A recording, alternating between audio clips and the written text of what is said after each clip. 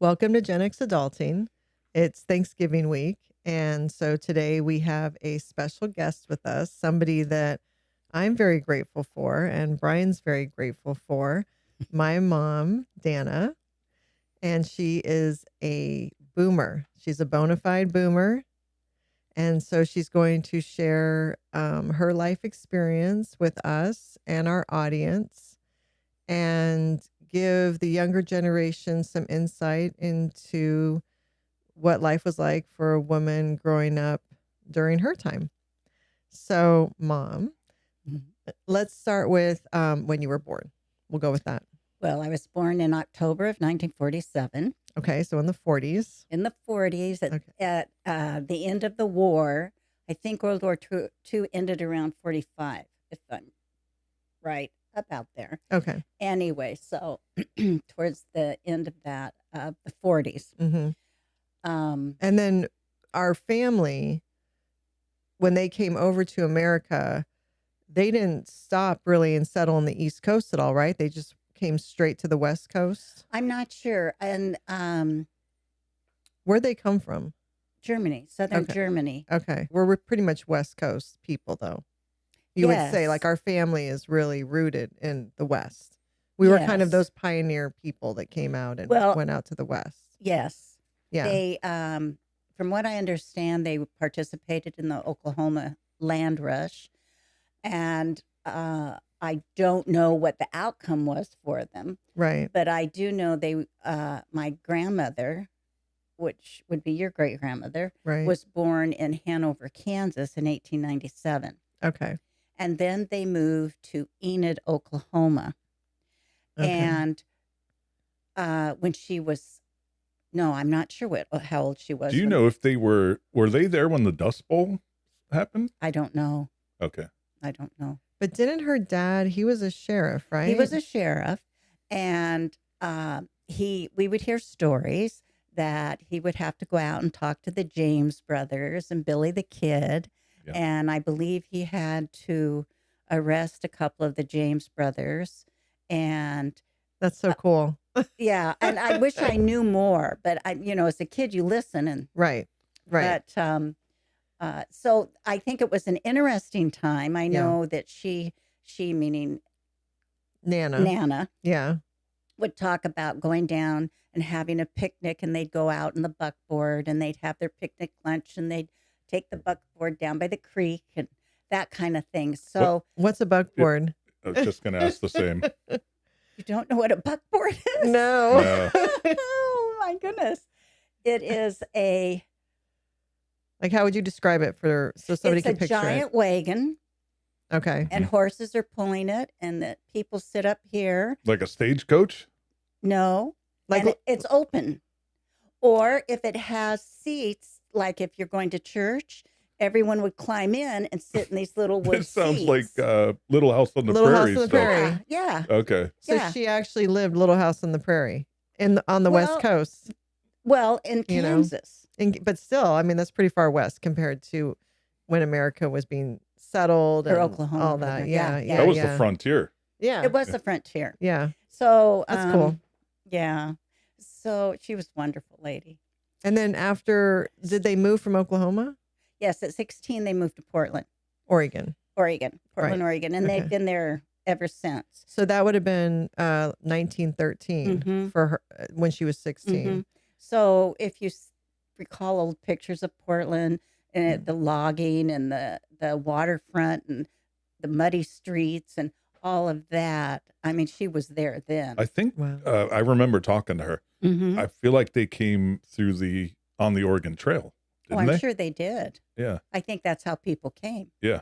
That's amazing. I know. That is amazing. Quick sidebar too. I did talk to her that one time on her 100th birthday, which is cool in its own. Yes, she lived to be 100. Yeah, it's amazing. And I remember talking to her, and she was saying her dad was a sheriff. He did arrest the James brothers and Billy the Kid, but they actually respected him as a person and as a lawman because he was fair. And whatever that meant back in the day, they had a lot of respect for him. And he actually, I think, respected them as well. But he was a pain, or they were a pain in his side. Yeah, but they probably worked with him more than other people too. Yeah. Because of how he was. I remember him. That's cool. So That's the really family cool. established themselves in Portland, in Northeast Portland, in the Rose City area, in the Laurelhurst area, Selwood area. Yeah. And then your mom and her sister Annie Jean and her brother Uncle Mill were born, right? Yeah. So what year was your mom born? I don't know. Well, how old was she when she had you? That's what I was. She was 18. Okay, so do the math. If my mom was born in 47, so 29. 1929. Yeah, 1929. Wow. No? Well, no. Maybe. Yeah. That's the math. I don't know. So she had you. Okay, so she was born in 1929. And then didn't you tell me that before she was with Grandpa, she was married before him? Yes. She had married Mr. Winter, and I hate to say this, I don't know his first name. So how old was she when she married? She would have been like 18. So right before she had you. Right. She was married. Mm-hmm. Okay. All right. And so why at that time, because I'm sure that was common, they were getting married young. Well, isn't this the baby boomers, right? The war ended, men came home, everybody started the baby getting boomers. together. Yeah. But when that was happening, it was the war was ending. So you have these, and to preface this a little bit is her father was killed in a car accident, and she was 5. So Nana brought these 3 kids up by themselves. So, which was hard in those. That was unusual. Oh, gosh, yeah. She was a single mom in the 20s in Portland, Oregon. Like the Wild West. It's not like Portland wasn't weird back then. Yeah. No. Well. Not weird as we understand it. Yeah. That's insane. She's a single mom raising the 3 of them. So the young people were coming home from the war. And when you're a teenager, which they were, you think, oh, there's a war. Who knows how long we'll live. We need to live our life to the fullest. Right. And we just don't know what tomorrow will bring. And you have that war anxiety mixed in there as a teenager. That makes sense. The teenage mind. Yes. And I think that my aunt and my mother it was probably got. I've never heard of that perspective before. That's amazing, actually. Well, isn't that what caused? Really? Yeah. Isn't that what caused the baby boom? Was that everyone got swept up a bit into that? Well, feeling? Yeah, people were coming home. Yeah. And the women that had gone to work because the men were gone. True. We've all seen that in movies. That's where I know it from. Yeah. Went back, stopped working. That was, I think, caused some people issues. Yeah. But anyway, and the men came home because they'd been gone 2-3 years, or if not longer. Right. And then babies started happening. And that's where boomer comes from. So just to explain, that's where the boomer is that boom where the war ended. Women did have to go work in the factories to cover the jobs for men because the men were away at war. I think a lot of women enjoyed working and resented having to go back into domestic life, right? But then their men came back and they started having a family. They were swept up in that time, that emotion of the end of the war. Time, and then you kind of go into the 50s, right? Yeah. And then all of a sudden suburbs came about. Right. And you have all these young couples having babies. Right. Your mother probably can tell you more about that than I, as far as what went on with that, because she's 10 years older than I am. Yeah. And that really was her time. Yeah. Yeah. She's a silent generation. Yeah. So so I'm just kind of from what I You're a baby from the boomers. Yeah, I was just a baby. I do have a question though. Do you know what your mom did during the war? Like, what did she work? She was a little girl. She was, okay. Yeah, she was at high school. She was a teenager because she married Mr. Winter when he came home from war. I love that his name's Miss. I know, it's awesome. I don't think that. I'm not sure when she married. You don't know why she married. I think he was still out to war. So he may have been home on leave and they married and then he went out again. This is the beginning of Portland being weird. Could be. Okay, so did they he didn't die in the war, did he? No, he came back. And then they just got divorced. Yes. It just didn't work out. Okay. And then she married Grandpa. And then she and Grandpa met. Right. My dad met and they got married. And I don't know how they met. Okay. I'd love to tell you. I have no idea how they met. Is this that silent generation then? Your mom is the silent generation? No, I'm the beginning of the boomers. No, your mom. Your mom. My mother? Yes. Probably, yeah. So she didn't say shit. Yeah, no, she was silent. And we had a lot of there were a lot of different things going on. As we talk, I can pull in some of them. Yeah. So you wouldn't tell your children things like that. Yeah, just hold on to your horses, listeners. There's a lot coming your way. Anyway. This all sounds innocent. It's about to get wild. Yeah. Grab a beer. Yeah. so you had two sisters and a brother. Mm-hmm. So there were four of you. You were the oldest. Mm-hmm. When you were in high school, would that have been the early 60s or mid 60s? Mm-hmm. So you remember when JFK was shot? Mm-hmm. Where were you when JFK was shot? I was a junior in high school in Medford. Oh, when you guys lived in... we moved around a lot. So you lived Medford? Yes, they lived in Southern Oregon. Oh, I know where, yeah. So I did not know you lived in Medford, Oregon. Yes. When I was about the 5th grade, we moved to Twin Falls, Idaho. And that was back when people didn't move to change jobs. That was a new concept going on. Mm-hmm. People were pretty well in their neighborhoods, mm-hmm. right? Well, my dad got promoted he worked for a moving company, promoted to run this moving company in Twin Falls, Idaho. So we lived there from about 5th grade till 7th grade.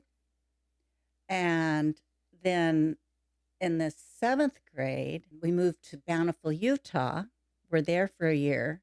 Then we moved back to Twin Falls to finish out my 8th grade year. I'm sorry. I you're just remembering it all. Yeah. Yeah. And then we moved back to Portland and I started high school in Portland at Madison High School. Right. And in my sophomore year, we moved to Medford for a year. In Southern Oregon. Mm-hmm. And at the end of that year, we moved back to Portland. And I finished my senior year at Madison High School. What a trip. It's a lot of moving during a really crazy time in a child's life. But it's such very rural areas, too. That was total timber country. Yeah. When we went to Twin Falls, it was a small town. Yeah. But it was the best place for a kid. It was potato farms, mm-hmm. Ranches and potatoes. Small town. Yeah. Small town. I think like 20,000 people, if that. And we would get in our bikes and ride for miles and miles and come back and we'd build these tree houses. It was a wonderful place mm-hmm. for children to grow up. Right. Most of my friends had horses or lived out. And I really remember Twin Falls with fond memories. That's great. When we were in Twin Falls, I would have been 7th grade, maybe 8th grade. Anyway, my brother Steve is 2 years younger than me. And Twin Falls was right at the edge of the Snake River Canyon. The Snake River flowed through there, and it was a canyon. That's awesome. And the Memorial Bridge was there, big bridge. It's the one that Evel Knievel jumped over. Remember Evel Knievel? We do. Gen Xers do, but anyone younger than us doesn't know who that is. know if you guys even know. Oh, yeah. I remember watching Evel Knievel on TV for sure. Yeah. Well, while we were there, my dad had changed jobs, and he was a DJ at the local radio station. And my brother and his friend, I can't tell you the name. I think there were 2 kids, 3 of them, one including my brother, went out by the bridge, and they weren't supposed to be out there. And they decided that they would walk down to the canyon that's way far below and their little paths or however they were doing it. And so I believe Steve stepped back to let another kid by, and he fell hundreds of feet and landed on a wild rose bush. Oh, wow. And of course, the radio station got the news. And so my dad went right out there, and he was going to go down, but my dad was a big guy. His nickname was Moose. It's because he was a football player, big guy. And they couldn't hold him. He couldn't get down to him. So they had to go up to the country club up here and get a boat, a motorboat, and get the boat down and then hike up to him. And then carried him out, and they took him to the little hospital, and all his insides had shifted to one side, and the rest of him was filled with blood. So they did, who knows, I don't know what they did. This is Steve? Yeah. Okay. And he's got a big, long scar. So whatever they did to move things back or whatever. And he was in the hospital, 2 weeks, if that. And then a week later, he was out playing baseball on a baseball team. I could see that. Just a kid. But he was...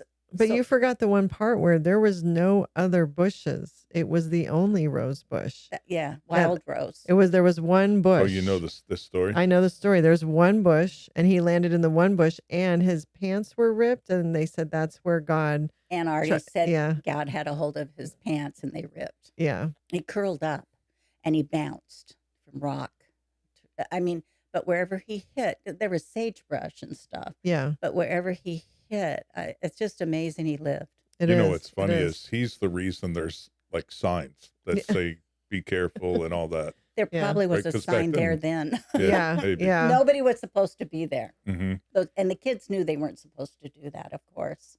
So you were in Medford in high school when JFK was assassinated. And you would have been there probably when Martin Luther King was assassinated and Bobby Kennedy too, all that time. Or were you back in Portland for Bobby Kennedy? No, I was back in Portland. And when I think I was in Portland when... Martin Luther King? Yeah. Yeah. And so when we've learned about that time in our history classes in school, it just seemed completely chaotic and traumatizing. Was it as crazy as what we've learned about, just with JFK getting killed and then Bobby Kennedy getting killed and Martin Luther King Jr. getting killed and the protesting going on for the Vietnam War and all of that and the hippie counterculture movement? Since you were there for it, is it depicted correctly in movies and what we've learned in history books? Would you say it's accurate? Probably. When he was killed, it's like the nation just was in shock. Okay, everybody went home. This is JFK, right? Mm-hmm. Everybody went home and gathered around the TV. And I remember when Walter Cronkite came on and said the president has passed. It makes me emotional now. It made you feel afraid. Yeah. It was like, what are you going to do now? Right. What's going to happen to us without our president? Right. And then they had the funeral. It was just horribly How old were you? Well, I was a junior. I was probably 16. Yeah. 15, 16. Well, I was probably just turned 16. He died on November 22nd. It's a trip because the way you're describing it is how we dealt with 9/11. I would say 9/11 is our JFK Jr. Yeah. And so, of course, when that happened, then you have all the other things that were going on, the protesting by the students as time went on. Right. After Lyndon Johnson became president then. And then you had the people protesting the Vietnam War, and you had people really divided about that. Right. Very much so. And that was all through the 60s. just as our nation has been divided, I'd say, for the last 8 years in a lot of ways because of politics, do you see similarities in the Then division? civil rights was in there too. Yeah, and there was a lot of it was a change. It was a cultural change, really. cultural Yeah. change, A shift. and because women's rights were in there. yeah, they were later. Civil rights. Yeah, but there was a lot. There was a lot there. Yeah, Yeah. There was a lot there. And wasn't Steve was in Vietnam then, right? Right, Steve. God, I don't know if he even graduated from high school. Do you remember if he wanted to go or did? Yeah, he went down. Well, it was kind of your typical story is that I believe that there was conflict going on and at home, and he probably with dad, a teenage boy, and the whole thing. Oh, so you're saying like him and Grandpa were fighting, arguing, and all that, right? Do you I know? was at home then. Right. I had left already. Because how old was he when he went to Vietnam? I think he was like 18. Right. Do you know if he lied? No. On his age? Okay. No. But he wasn't drafted? No, he joined. Okay. He joined the Marines. Okay. And he survived, just a heads up, he survived. He went and served. How long was he gone? Do you remember? Whatever that. It was only did one service. One tour. Yeah. And I think they were 18 months, maybe. Okay. A year. To be honest, I don't remember how long. But he only did one tour. So you graduated from high school. What year would that have been? 1965. So the mid 60s. And did you go to college or what did you do? No, I wanted to go to college, but my dad didn't feel that women should go to college, that they go just to find a husband, and that it was a waste of time. Now, not all dads thought that, obviously. I mean, my friends all went to college. The majority of your female friends went to college? Yeah, I think it's, yes. So it was normal in high school, your senior year, for everyone to be talking about going to college? No one really talked about it. Oh, that's so interesting. But they went. But Grandpa... Well, the boys went.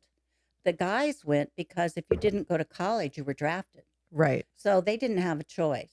Right. They wanted to go to college to not have to go to war. And you had to have certain grades too. You couldn't, Right. drop out. If you dropped out of college, they would grab you up. And draft you. So there was always this anxiety for young men of they could go to war at any time if they mess up their life, which is something that we haven't had a draft since Vietnam. So that's not anything that any men have had to deal with, right? Since Vietnam, that anxiety. No, but there is the anxiety, at least for my age, and I've probably passed or held on to the anxiety for my sons because you have to sign up for what's it called, the secret selective service, right? Right when the boy's 18, they have to register with something, right? I don't remember doing it, and I don't like my kids having to do it either, right? They did, yeah. I think they're automatically. I think it's automatic at this point. Yeah, could be. But it is interesting that since Vietnam, we haven't had a draft situation because I can't imagine the utter anxiety and terror these young men felt. The other piece of this is, right, this is becomes a racial conversation because if a lot of the white kids could go to college, right, or escape to Canada.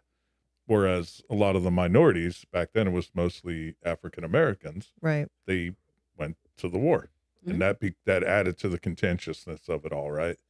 Yeah. In at least in historical context, maybe was that a thing back then? Talked about. Now that it's post-war, and you look back and you see how many young black men were killed in Vietnam, and disproportionate to young white men. History. It isn't favorable to that. But remember, during that time is when the civil rights was going on. So no one really talked, in my household, no one talked about that. and I didn't hear that conversation anywhere. Yeah. About and that's kind of what I mean. Yeah. No, that wasn't. That wasn't normal to talk about, I don't think, in any most households probably at that time. Right. And Portland, it was not set up demographically. Yeah. Like southern states or yeah. East Coast even, or Michigan even. Yeah. Or California even probably. Well, California, it was more Mexican people that were there. And I'm sure they had the same situation of draft. Yeah. Right. Because, Yeah. Yeah. Because they're, yeah. But so in your situation, your dad didn't feel women need to go to college. Right. Women should just get married. Well, he didn't say that necessarily, but that was, what else are you going to do? You're brought up that you get married and have kids. Right. You aren't brought up, and people want to be nurses or teachers. Those were. But didn't you have to go to college for that? Yeah. Okay. Or secretaries. Okay. And in high school, I took business classes. Right. So.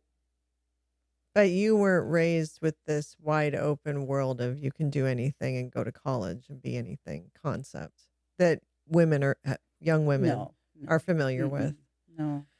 So. And also then once I graduated, he expected me to go to work right away. What kind of work? Whatever job I could get. And what I did is I worked as a clerk at this company down on Columbia Boulevard. Going north. Portland. Way north. Yeah. And I can't think of the name of it. It'll probably come to me at an odd moment. But they made wood stains. And so I was Minwax? Huh? Minwax? Yeah, like that. Okay. That could be it as far as I know. Yeah. But so I worked there, I can't even tell you how long. Mm-hmm. And you would have been 18? I would have been. Now, I graduated high school at 17. Okay. Because my birthday was late. Right. So I worked there. I can't remember for how long. And then I worked for Greyhound Moving Company, Van Lines. Annie Jean had a job there. Mm-hmm. And so I worked there for a while as a secretary. Mm-hmm. I must have left there to go to work with TWA. Because that's the exciting part, right? You were a flight attendant. I was a flight attendant. Yeah. So that happened. You would have been what, 19? Yeah. 19, you became a flight attendant with TWA? And back then. Yeah, but I was just, 19. I think you had to be 20, and I was just turning 20. And back then they were called stewardesses. Mm-hmm. They were not called flight attendants. It was, right? I think so. And I don't think there were any men. It was majority. Oh, there were men. Were there men? But not like now. The men were pursers, and they were usually on the. What's a purser? The purser is, I don't know totally what all they do, but they probably keep work on international flights and controlling the money and the alcohol and the tracking of the flight that you have to control. So are they on the flight? Oh, yeah. They usually work first class. Okay. So there was a hierarchy. I was just going to say that's where so the men were in charge of business stuff, and then there were the stewardesses. And back then, you had to look. I mean, correct me if I'm wrong. You had to weigh a certain weight. Mm-hmm. You had weigh-ins, right? Yes. Were they weekly? They were surprise weigh-ins. Surprise weigh-ins. So you could come in. You'd come into to get your sign in for your flight. And get your mail, and there'd be a supervisor there saying, "Hey, not only that, but they check your fingers to make sure that your nail polish was perfect, and that you had to wear a girdle." And my roommate Casey got written up a couple times because she wouldn't wear one, and you couldn't wear a panty girdle. Do you even know what I'm talking about? A girdle you'd wear around your waist, right? Well, it's around your waist down to your thighs. Okay, yes. And it would be like a tube. It's almost like a corset, but for young women today, it's like shapewear. Skims. It's like I suppose, and then at the bottom of it, it has the little things that would hook your nylons into. Yeah, so like what what young women now would wear to be sexy. Yes. Yes. The garter, like it's not the garter though, but it's like the hooks with yeah. the pantyhose. They would wear it as a sexy thing now. Well, the pantyhose had the hooks underneath the legs. Okay. But from the back of your uniform, you may want to cut this out. No, it's interesting. The back of the uniform with a regular old-fashioned girdle, you just have a smooth back. Yes. With a pantyhose, there's definition on where your bottom is. Okay. And the reason that they were really strict about that is if you think about where your eyes are when a stewardess walks down the aisle, it's right at your butt area. Right. You know. So as a flight attendant for TWA in 1960. Well, it would have been. This is 67, 68. Okay, so as a flight attendant for TWA in 1968, a woman had surprise weigh-ins. Mm-hmm. She had her nail polish checked to make sure it was appropriate. You couldn't be overweight. You could not be overweight. You would get grounded if you were overweight. And she had to wear a girdle, which is like a rubber shapewear. It's elastic wear. Elastic wear. I would assume not very comfortable. Once it's on, it's on. Think about it. I was a size 4. Right. It wasn't that big a deal. Right. I mean, it was tight, but it wasn't like now it would be uncomfortable. Right. Then it was just, And everything had to be perfect, right? Your uniform. Yeah, your hair couldn't be. Your hair couldn't be long. Oh, your hair had to be in a bob. Short. So your hair had to be short. Yeah. I remember when I flew and the gals had long hair. I was like, holy crap. And you, I'm sure, had to have your makeup perfect. Oh yeah. And I mean, if you look back, if you think about it, and we wore hats. And you wore the little hats. Mm-hmm. Yeah. And then as soon as the doors close, then the hats can come off. Okay. So very different than now. Oh God, yeah. Now they look like slobs. Oh. They do. Well, and this is coming from someone who was there, in the 60s where there were expectations. And then you've probably watched the evolution of, now I agree, surprise weigh-ins should not be a thing. But she's thinking about it. I love it. But what they were promoting and what at that time, you were the face of the company. Right. Like you couldn't have your uniform on and go to a bar. Right. You were the face of the company. And when you flew then, not everybody flew. Right. So people that flew came on the airplane dressed up. Yes. And businessmen in business suits. I think that's the golden age of air travel. It was. Only because you're right. People dressed nice back then. They acted professionally. It's a freaking lawless today. It's crazy. Well, it's a Greyhound bus in the air. Yeah. So it's a totally different. And when we would never have walked through the aisle with a garbage bag going, whatever they say, and you're throwing your things in a garbage bag. We had trays. We'd come and we'd collect everything on a tray, go back to the galley, and come back out. Wow. You just did not do that. And of course, we had food. And TWA... Meals. Hot food. Hot food. Yeah. And TWA was one of the first airlines to, at least this is what I understood, to have like microwaves. And so we had hot food. So the galley, I loved working the galley. Oh, a microwave in the late 60s. That's got to be. Must have been a tank. Yeah. No, I don't even know if it was really a microwave, but everything comes in and you whip it up there and you set your timer and you learn to set it before you take off. And because you need to get it done so you can get it out. And it was fun. And what's interesting is I'm getting a sense of pride from you in that, having that job and doing it. Like you guys took pride in it. Yes, you did. Yeah. Yeah. And you got to travel. And I traveled, not a whole lot. I traveled a little bit. I traveled in the airplane working. Right. But I moved to Kansas City. So how old were you when you moved from Portland, when you became a stewardess, flight attendant? 19. And where did you go? Kansas City. And that was your base? That was where the training school was. Okay. And it was so exciting. It really was my little few months of like what a college life would have been like. I had roommates, the apartment complex that they put the girls up in.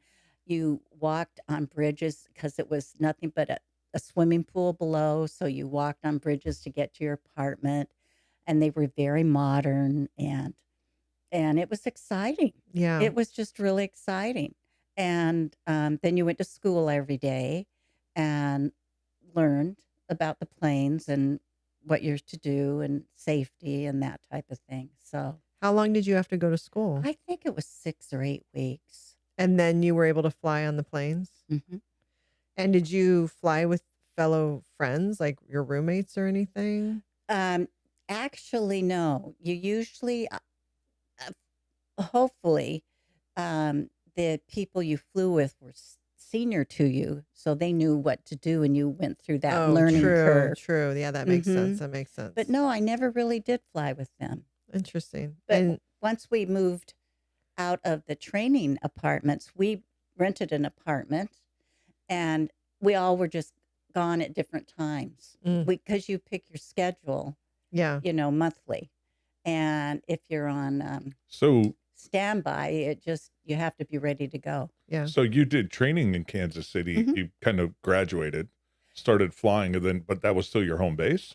Because you put down where you wanted to go, and I wanted to go to New York, and I got Kansas City, which is really just as I'm well. sure everybody wanted to go to New York, though, probably, right? No. San Francisco, Los Angeles, New York, Chicago, the big cities. Was Miami a thing then? That wasn't a hub for TWA. Okay. So I got Kansas City. God was looking out for me because I'm not sure how I would have done in New York. Kansas City is actually a really cool city. It is. Well, you loved it, right? Mm-hmm. You loved your time there. Mm-hmm. I liked Kansas City. Mm-hmm. And it's the first place I experienced like cold in the winter. Mm-hmm. And we had a good time. That's where I met your dad. And that's where you met my dad. Yeah. And so how did you guys meet? He was a blind date. I was flying with a gal who knew him. I'm not sure where we were going. And she said, I should fix you up with this guy I know. I went, oh, okay. Well, yeah. Well, so where did you guys go on your blind date? Sounds very scandalous. It was. I assume a restaurant. Yeah, I don't remember where we went. And then I know we went back to his house. Ooh. And plot thickens. Yeah. And Nicole was conceived. No, she wasn't. No, she wasn't. Did you meet him at all before the date, or was it truly that was the It was a blind date. That's the first time you met him? Yeah. And so for any and the younger generations, obviously no internet, no social media. Us Gen Xers, that we were used to that. But this is literally like you just show up at the restaurant and meet the guy. I didn't show up at the restaurant. Oh. He came and picked me up. So come on. So he came up to the door and knocked on the door. Strange man you've never met. But you talked to him on the phone. Okay, so he had called you beforehand? To set it up and a little chitty chat. So he pulled up. What? He pulled Chitty up. chat. Yeah. And he knocked on the door. I guess. And he came in, and I think I had roommates that were home then. And what was your first impression of him? I liked the way he looked, but I thought he was really full of himself. Accurate. And I was unsure. He was older, and I was unsure of him. He was like 5 years older than you, right? 4.5. Yeah, but still. Yeah. So he was like a little intimidating, maybe. He was. And then, but how'd the blind date go? Must have gone well. Must have. So then did you guys start dating? Well, not really. I was going with somebody else at the time, and I don't want to go into that. Okay. And so I was really torn. Right. Here I was having this new exciting life, and and I was really torn. Right. What I should be doing. I made some really bad choices. Right. So I wasn't really that interested in him because I thought he was a blowhard. Right. And my girlfriend roommate, Jackie, she was very attractive. She had black hair and those weird blue eyes that people like have. Crystal blue eyes. Crystal blue eyes. Yeah. And when she walked, it was like she glided. She had a distinct... Very graceful. Yeah. So Bob took her out, and then that made me jealous. So he took you out, and then you were kind of torn, so you were hesitating. Yeah. And so then he took Jackie out, and then you got jealous. Yes. I mean, it was very immature. Well, you were what, 20? Yeah. Yeah. From Portland. From Portland. And he was from Detroit. Yeah. He was from Dearborn. Dearborn. Yeah. He had a little bit more experience than I had. Yeah. And he was going to school to be a doctor. Yeah. He was in Was he in med school at that point? Yes. So he's in med school. You're a flight attendant. And his trick worked, I assume. He took your friend out and he got you. Yeah. It was a trick, too. Were you the prize he was after? I believe so. Yeah. Good answer. So then you guys started dating. And so we started dating, yeah. And how long did you date? And that's how long we dated. Oh, we dated, I don't know how long, but it wasn't going well. Well, we're all surprised about that. How long were you in Kansas City total, would you say? A year. So the whole time you were in Kansas City for a year. I was with him. So you were the whole time you were in Kansas City, you were with him pretty much the whole time. Because I met him, I think, 3 weeks after I started flying, after I got out of school. Okay. So you did your schooling for like 2 months or a month and a half, and then met him like 3 weeks later. Yeah. 2 weeks later, 3 weeks later. Yeah. Okay. I was a cook goose. Yes. So, and then what's the cook goose reference? She was screwed. Messed up. So things weren't going well. Right. And so I was really struggling with it. And were you with the relationship? With the relationship, yeah, okay. Because I'd be out of town and I knew he was seeing the other girls in the apartment complex the whole trip. It's awesome. This tells you should get married. Huh? No, he's saying like the foreshadowing should have been a warning, a red flag. Right. Of course. But she was 20. And I had nobody, and guiding of course, you realize that I am somewhat determined. So awesome. if I think something. I've never heard this side of it. This is awesome. So he was seeing your friends or all the girls in the apartment while you're flying. Yeah. You come back. We still were together. Oh, yeah. Of no. course. Yeah. And so then what happened? So I was having a hard time with it and then with work. And I had asked my supervisor if I could have some time off. And I told her, I can't even tell you now what was wrong, but I told her that, blah, blah, blah, blah, blah. And she said no. And I said, well, then I'm going to have to quit. So wait, let's backtrack. So Dad was seeing other girls while you were traveling, and it was affecting you emotionally, mentally. So you wanted to just take a break. You were probably like, I need a week to figure this out. A month. I need a month to figure out what I'm doing. And she said, I can't give you a month. And you were like, so I quit. And I'd already put in my request to transfer to San Francisco, and it came through the last week that I quit. But I didn't know that. Yeah. No. So then I went back home. And you moved back to Portland. So. And he would call me off and on.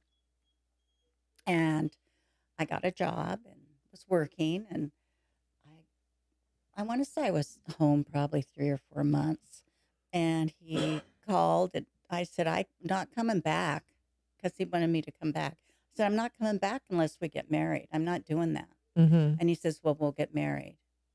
And I said, we'll get married without, because his family was coming into the picture with it. Right, because just to give some backstory, my dad was Armenian. Mm-hmm. I'm half Armenian, and his whole family is Armenian. Mm-hmm. And at least at that time, he would have been expected to marry another Armenian. Oh yeah, but he also would have been expected to come home and have a big wedding at home. Right. I didn't want that. Right. But he said no, we'll do this and this, and of course, then when I got there, it all changed. So he agreed to what you were saying, your demands. Basically, you said we can get married, but I don't want a big wedding in Michigan. I want to have a small wedding in Kansas City or whatever, and we're going to live our life in Kansas City. While we would go wherever he was going to intern. Okay. But we would be married already. And and then you went back to Kansas City, and then he asked you to marry him? Well, he asked me before I came back. But with a ring and stuff. Did he do that? No, I didn't have a ring until, well, let me finish. So I came back. I worked at a hospital, the secretary at a hospital. And then when he graduated from med school, then we moved to Dearborn because we were going to get married. So so that was going to happen. He basically said, we have to get married in Dearborn. Yeah, so he said that, yes. Okay. And it had to be a wedding the way it had to be like a traditional Armenian wedding. It had to be a traditional Armenian wedding, and his family wanted him to get married traditional. That was the expectation to him. Right. And if you think they had a lot of expectations that they put on him, right, that at the time I would never have understood. Right. And so, and I don't know that he could have explained it to me either, but I definitely wouldn't have understood. The culture difference was and he was huge. the oldest son, and there were a lot of expectations. So you guys moved to Dearborn? And did you live together? We lived at his folks' house. Oh, okay. Not together. Not together, in separate rooms. Even though you were married? They weren't married yet. They weren't married yet. And how long did you live there? Well, we got married in June, so maybe 6 weeks till we got married. So you lived at his folks' house. So they knew we were going to get married. I don't remember the steps to it, to be honest, but I wanted to get married before we moved to Michigan. He says it's just not possible. So they knew we were going to get married. And so things started planning while we were. So they planned your wedding while you were in Kansas City? Well, kind of, yeah. And then you showed up and were there for the final plans the last 6 weeks before the wedding, basically? Yeah, kind of. Did you have a say at all? No. Yeah, I don't think so, right? No. Did you so you didn't pick like your cake or the table settings or the flowers? No. What about Well, no, I think Chris and I went and picked flowers. His sister. And the cake, I don't remember picking out the cake. So that may have just come with the hall. That doesn't make sense, but it was a hall that had big weddings. And you weren't part of picking the venue or any of that, or the planning of the... Well, no, I'm sure I looked at it. I'm sure I was sitting there, but I wouldn't have had an opinion. Right. And they treated me wonderful. Oh, yeah, it's not like they were mean to me or anything like that. It's just, I didn't know. Right. It feels like it's, what's that show? My Big Fat Greek Wedding? Yeah, yeah. I think it was kind of like that. Kind of like that. So there's a protocol. Yeah. Yeah. And so they and you were this young 20-year-old girl that's coming. I was 21, I think. 21 by then. But coming from Portland and not having a lot of life experience and certainly not having experience with other cultures. No. So very naive. Very naive. And very on naive. your own too, right? Pretty much. Now my folks came out, but it was expensive to come out, and my family, we had nothing, and I didn't realize that growing up because what you have is what you have. Yeah. But we had nothing. I mean, my Nana came with them. They drove out. Wow. They drove from Oregon to Michigan. Yeah, and because flying back then would have been too expensive, right? Yeah, and Grandma was afraid to fly. Mm. So, but even so, and Diana and Marty were married already. Your aunt and uncle, and Mom and Dad and my sisters stayed at their house in Nana. My brother was in Vietnam, so he wasn't there. So Auntie Diana hosted my family, Grandma and Grandpa and Auntie Bonnie, and then you were with Barbara, and then you were with. And I was staying at Bob's house, with Grandpa Bark house. and Grandma Sultany. Yeah. Okay. Yeah, and then that's how it went. And then you got married, and the ceremony was in Armenian, right? In the church. Yes. Yes. So you didn't even know. How did you know what to do or say if it was in Armenian? Somebody said, "Okay." I don't know. You just knew. What a trip! So it wasn't in English; it was in 100% Armenian. Wow! And I didn't walk down the aisle to "Here Comes the Bride." It was an Armenian song that they used, and it was sounds like a funeral dirge, you know. Was your Uncle Hachik doing things then, making music? Oh yeah. Was he the musician or his band at the wedding? I don't remember. Yeah, he might have been too young. No, he wasn't too young. No, Chris and Hachik were married and had kids. Yeah. I remember had Lori. Yeah, I remember being little and dancing to his, and so he may well have. I'm just saying I don't remember. Yeah. And then did you guys go on a honeymoon? No. The next day he went to start his internship. And then did you get your own place? We rented a house in Livonia. Mm-hmm. Yeah. Just the two of you? Yeah. Little brick house. And were you stay-at-home wife? He didn't want me working. So you were home. Mm-hmm. And very isolated. Auntie Diana and Uncle Marty lived just up the road. And I don't know if they were there then, and Chris and Hachig were over that way. And I probably spent every day with one of them. So you spent your time with his sisters? With the family, yeah. With the family. Mm-hmm. Yeah, because they would have welcomed you and, and been there and all that. But still, none of your friends from home, not your family, like you're in this new place. We never went home to visit my family. So my family didn't exist for him. So like our family in Portland, did they ever meet him? No. Like Annie, Judy, and Uncle Doug? When he came out, once we were divorced, and so later years, he came out, and Annie, Judy met him. I don't know that Uncle Doug did. Okay, so eventually they did. Okay, so I assume at some point you guys wanted to start a family. Well, we didn't talk about it. It just happened. Okay. So there's not a lot of communication communication. And that's what you do when you get married. So would you say at that time in the late 60s, because you got married what year? 1969? Mm-hmm. Would that have been normal for the couple to not communicate on a deeper level about roles in the marriage, or when are we going to start a family, or any of that? I don't know. But for you. But for me, it was not a conversation. You just get married and you hum along. And you kind of use like Aunt Chris and Aunt Diana as a guide on what to do? No, I didn't use anybody as a guide. So we were just married. We were a couple. Okay. Just like a young couple. Yeah. The part that was kind of missing in a way, and this was my immaturity and then I didn't get, is we didn't have a friendship really. Mm-hmm. And so we did things together. We went to family things together. But your dad had his work life, and then he had family life. And I didn't fall into his work life at all. I was just in the family life.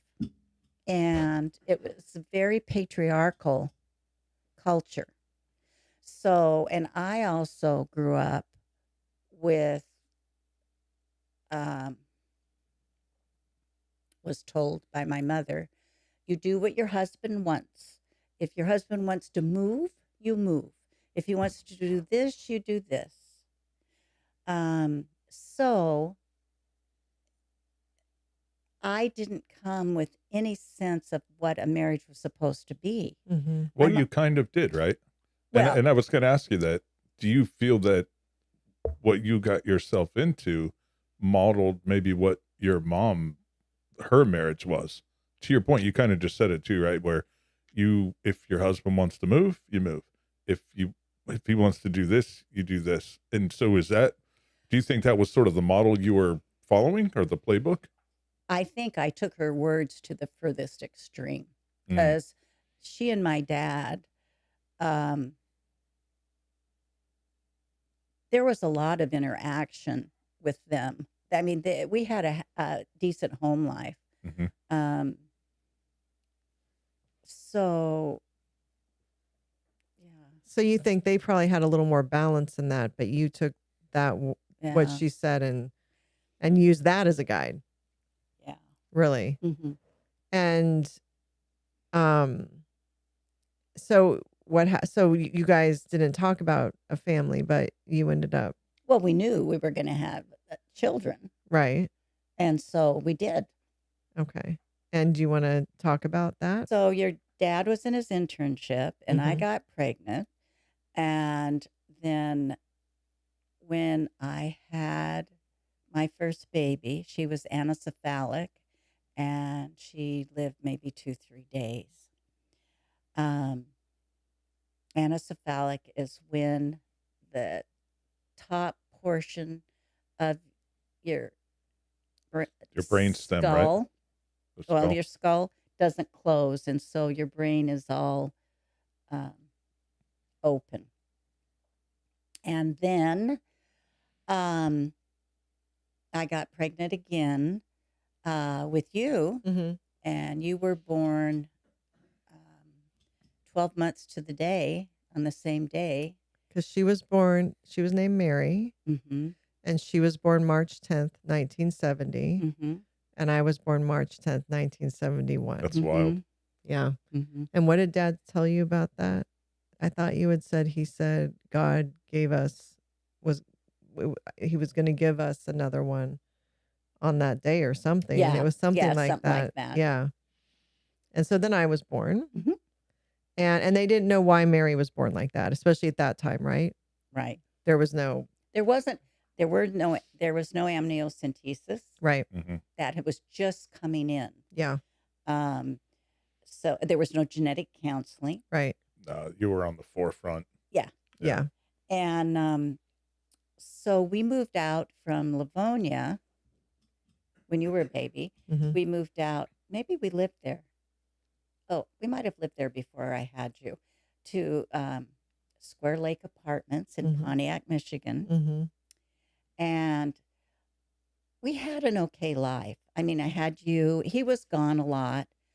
We should say he was a ER doctor. Yeah. So he had long shifts and was gone. And he was just gone. And he was gone, being social. Yeah. So then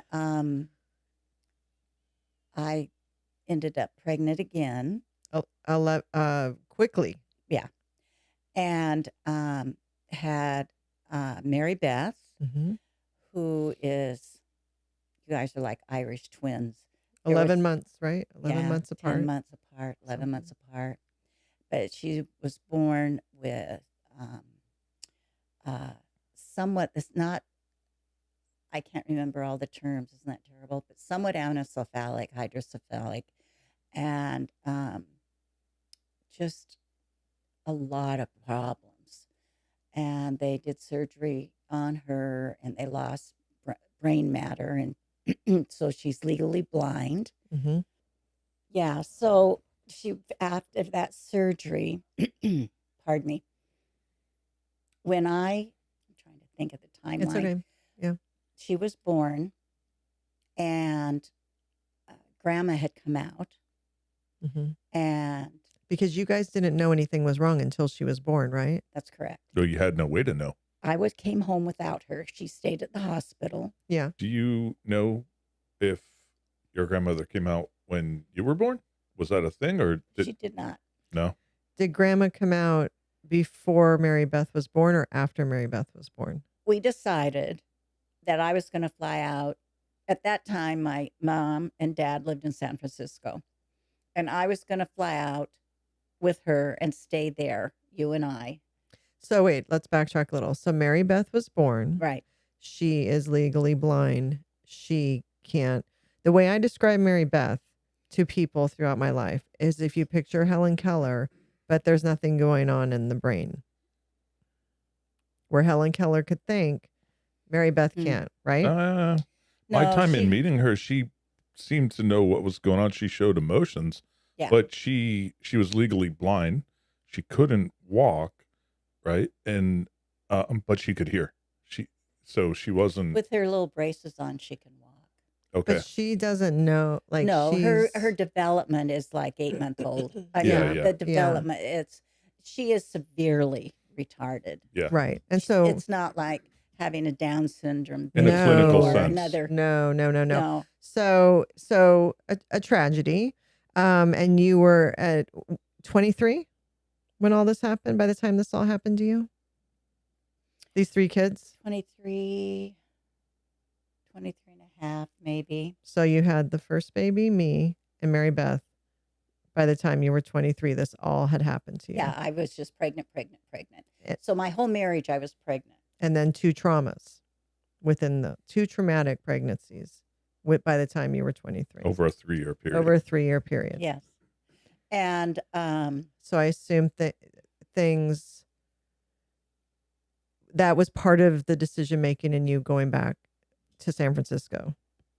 I went back to San Francisco before she had the surgery. Okay. And we didn't know when she was going to be able to come home. Mm-hmm. And I hadn't touched her. I hadn't held her. Nothing. I just couldn't. Yeah. Because once you touch the baby, mm-hmm. then they're yours. Mm-hmm. But if you don't touch her, then she's not mine. That was my thinking. That's how you coped with it. Mm-hmm. That was how you coped. And so I went to see her just before we left, Grandma and you and I. And Grandma said, you need to pick her up and hold her in case she passes while you're gone. And so I did. And of course, then all that, that maternal stuff began. But we left. Right. We were in San Francisco maybe a week and a half. And Dad called and said, you need to come back. She's going to come home from the hospital. And was that a shock? Yeah, I was surprised that because we weren't gone that long. So we came back and she came home. Mm-hmm. And then you had her and I. Yeah. At and we the took apartment. care of you. Yeah. And I had a diaper service. Thank you, God. They were big service. And And I had you. And you hummed along taking care of this incredible special needs child and a young, what was I? You were little. 1? You were a baby. Right. So, but then we moved to Bloomfield Hills. We bought a home, a nice home there. Mm-hmm. Your first birthday, no, your second birthday was there. Mm-hmm. And, life kind of went on. Mm-hmm. And then I was pregnant again. Mm-hmm. And I had an abortion. Yeah. Because I could not go through that again. I think that is completely understandable. Your dad didn't agree with me. Right.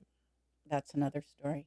Right. So at any rate, so we were there. I think as a woman, just woman to woman, I think most women would have made that decision if between those 3 years they had suffered such trauma. I don't know anybody who could have then handled another. You're playing Russian roulette at that point. Mm-hmm.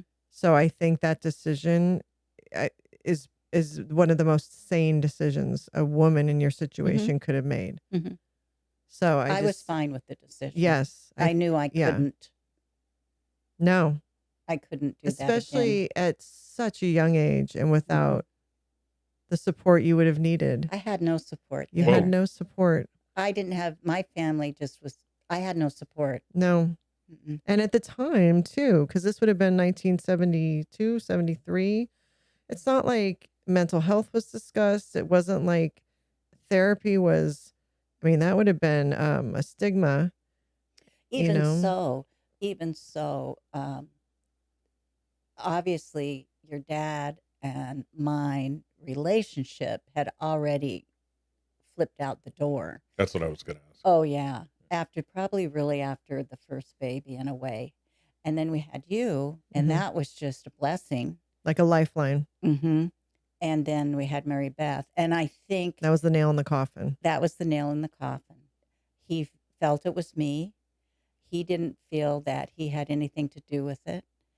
And that it just for him, and you have to understand, he was a firstborn son in a paternal culture, and that he grew up and he was perfect. Mm-hmm. He was perfect. And he believed he was perfect. Mm-hmm. Truly, he did. Right. I can relate to that. Yeah. And so the first baby would have been such a shock to him. Mm-hmm. To both of you, of course, but life altering for both of you. But for someone coming in a different way for him. 2 different ways. Mm-hmm. I mean, the first baby, I already had the nursery set up, so I had to come home and take the nursery apart. So all those things that happen to women that lose their babies, I did all that. And alone, yeah. And then Christine, Aunt Chris, had the twins.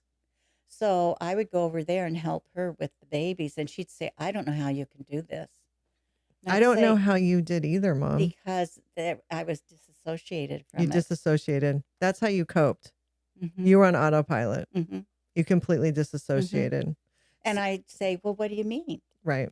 It just is like my brain was only this big at that point.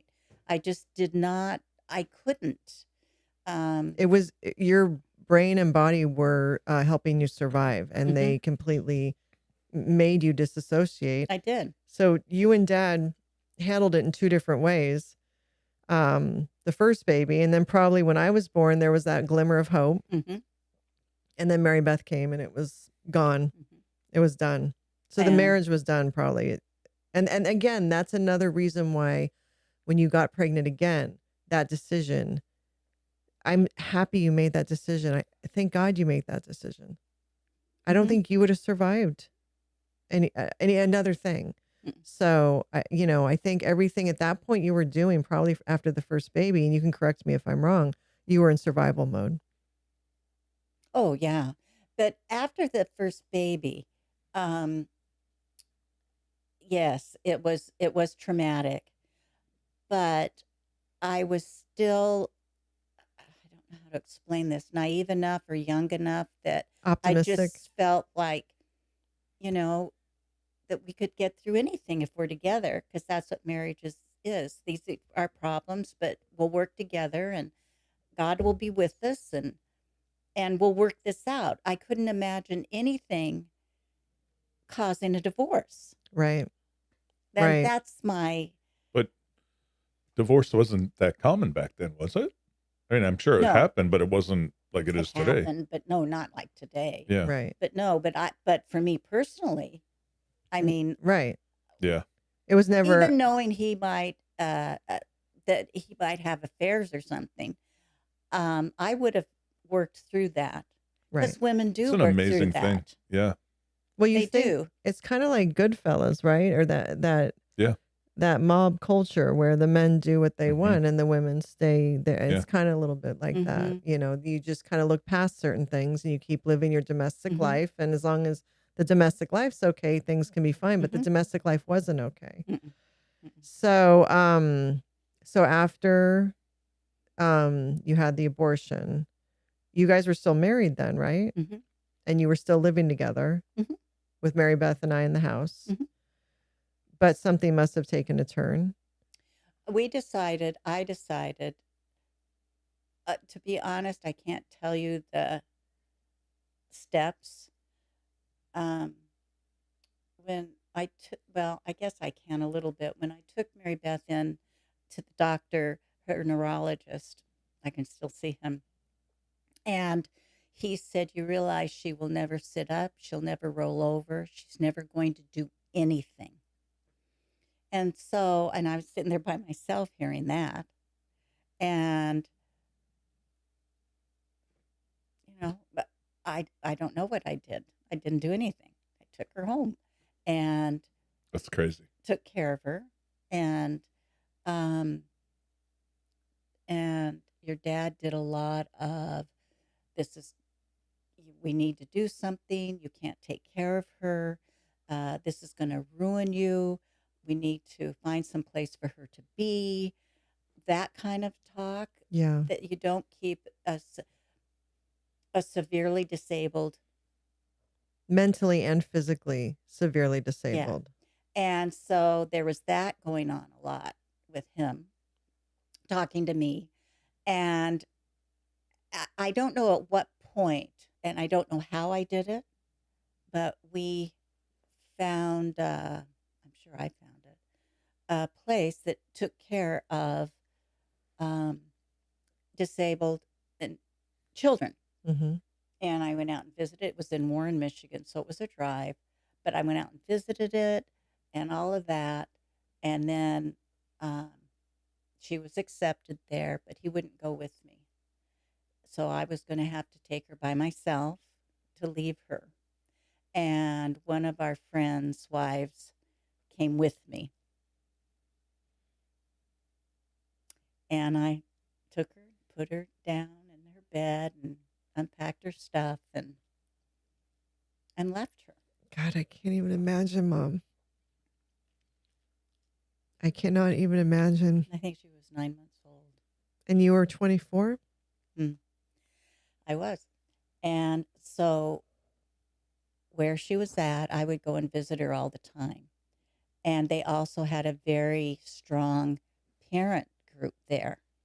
So I became involved in that, and we did luncheons, and we did all kinds of stuff. Yeah. Were they supportive? Was it helpful to you to be around these people? I guess, yeah. Remember, I've disassociated from everything. You're just going through the motions. Mm-hmm. Yeah. And, yeah, and she got PT, lots of things. Well, then, and involved one, I don't know when it was, but we did a fashion show, and your grandma and Diana and Chris, we all worked with me, and we donated stuff, and they all came, and so family was supportive, right, as much as they could be. Right.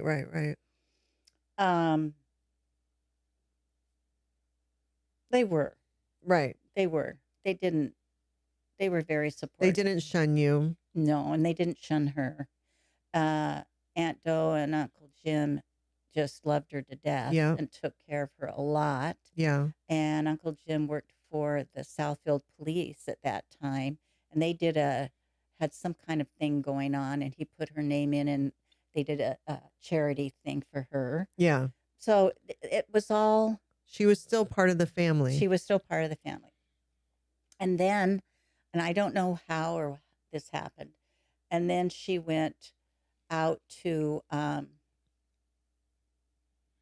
Beatons? The Beatons. Mary Beaton. Mm-hmm. Angel on Earth. Yeah. And she had a daughter that was horribly disabled. And they took Mary Beth in. So it was in their home. And she really lived in their home for a very long time. Yep.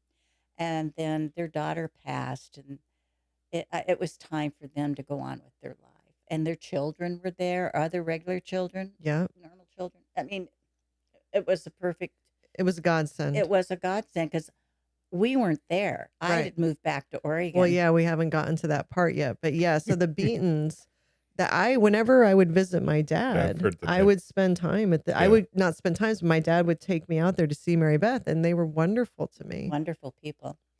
And wonderful family. The school that Mary Beth went to was where Sue, who takes care of her now, was a teacher there. And so when Sue learned that Mary was not going to be taking care of Mary Beth anymore. Mary Beaton was not going to be. Then Sue set it up where she would take Mary Beth, and we worked it out with your dad, and I worked it out. And of course, because your dad was there, she interacted with him initially a lot, just for the basic things. And Mary Beth's been with her ever since. Right. Okay, so Sue took over from there. Right. And then she still takes care of Mary Beth to this day in her home. Yes, in her home. So what happened after, like, so you had Mary Beth as a part of the family. She's with the Beatons now. And then what happened? Then she went to Sue's. No, but I mean in our life. Like what? So yeah, Mary Beth settled. Mm-hmm. So now it's just you and I at the house. Right. And we packed up. Your dad and I decided to divorce. Okay, so that's when I confronted him about some stuff, and that was the only avenue left to do. And so we packed up. We sold the house. And we started divorce proceedings. Mm-hmm. And you and I went to Oregon. So you went back to Oregon. Mm-hmm. And then, but we didn't finish the divorce until the first of the next year for tax reasons, I think. Okay. So that would have been, I think, 74. Because we were married 5 years. And during that 5 years, I was pregnant the whole time, basically. Right. Where did we live when we went to Oregon? When we first came to Oregon, we stayed with Grandma. Okay. In her apartment. Yeah. And then I got the townhouse on Jennings Avenue. Okay. Is that in Southeast Portland? In Milwaukee. Milwaukee. Okay. Yeah. Oh, yeah. And that's where we lived. And we spent almost every day with Judy. Your cousin. My cousin Judy. And her children. And that was our life. I have a question. You said you moved back to Oregon and lived with your mom. Mm-hmm. Did she and your dad get divorced during that time? I don't think we talked about that. Did we? My mom and dad got divorced when they were in San Francisco. Okay. And they got divorced about the same time I did. And so I didn't talk to my own dad I don't think I talked to him for 5 or 6 years. Like out of anger? Yeah. Because did he have an affair? No. Mm-mm. You were just upset that he wanted a divorce of Grandma. So you went through all this stuff with Dad, the babies, the trauma, and then your parents got divorced while you were getting divorced or just after, around that time at 24. So I got through all of that stuff by the time I was 25, and then I went to like Kaya's age now. Yeah.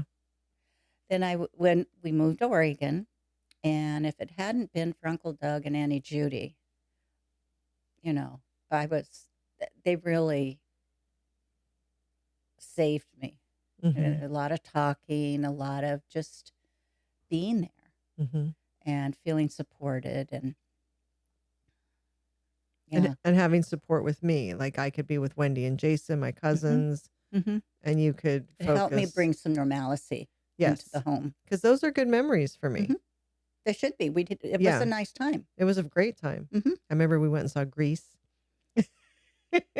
So how long were we in Oregon before I saw Dad again? Well, how did we do that? Initially, you would see him.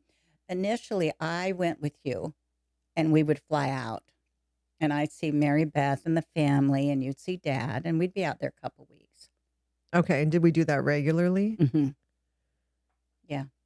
And then, did you end up getting a job in Portland eventually? I didn't get a job until Well, let me go on. I was not working. I did not have to work. Okay. Dad was paying for alimony and stuff. Yeah. So I didn't have to work. But so my personal social life, your social life was your cousins. Mm-hmm. And then we went to nursery school. You went to nursery school. Mm-hmm. And just half day. Yeah. And my social life was going bowling with Doug and Judy on the CF Bowling League.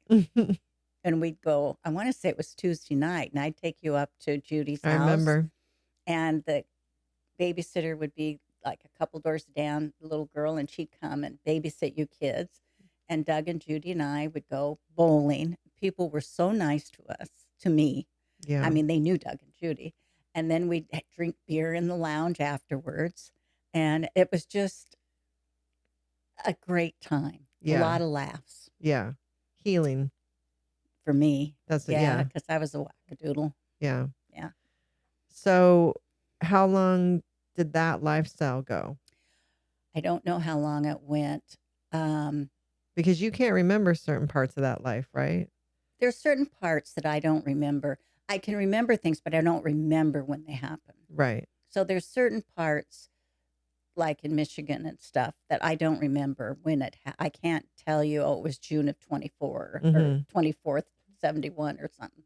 I don't know. And there's some things I just don't remember. Yeah. Yeah. That's part of the, they're just blocked out. Yeah, they're blocked out.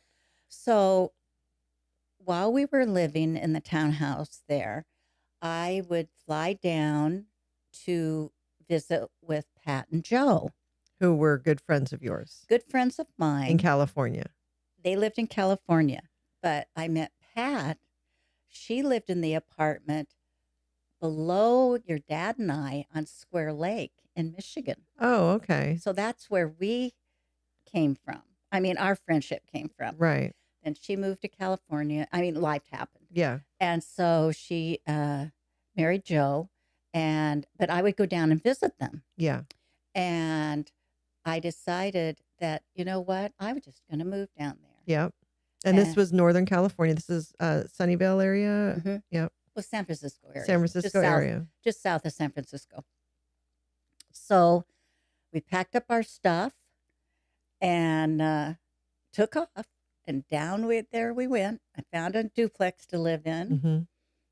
And you weren't working still. So this was just like, hey, you need to change the scenery. Gonna go live down by your friends Pat and Joe. Yeah. It was a horrible decision, but yes. And I was what, like 3? Yeah, maybe 3.5. Okay. This is pre-Apple. Oh yeah. Apple's before based in Sunnyvale. Yeah, before Silicon Valley. Silicon Valley was there, but it was just starting because I went to work. Well, so we got there and I got a job as a receptionist at the company Pat worked for. Yeah. And I put you in daycare. Yeah. And then and life happened.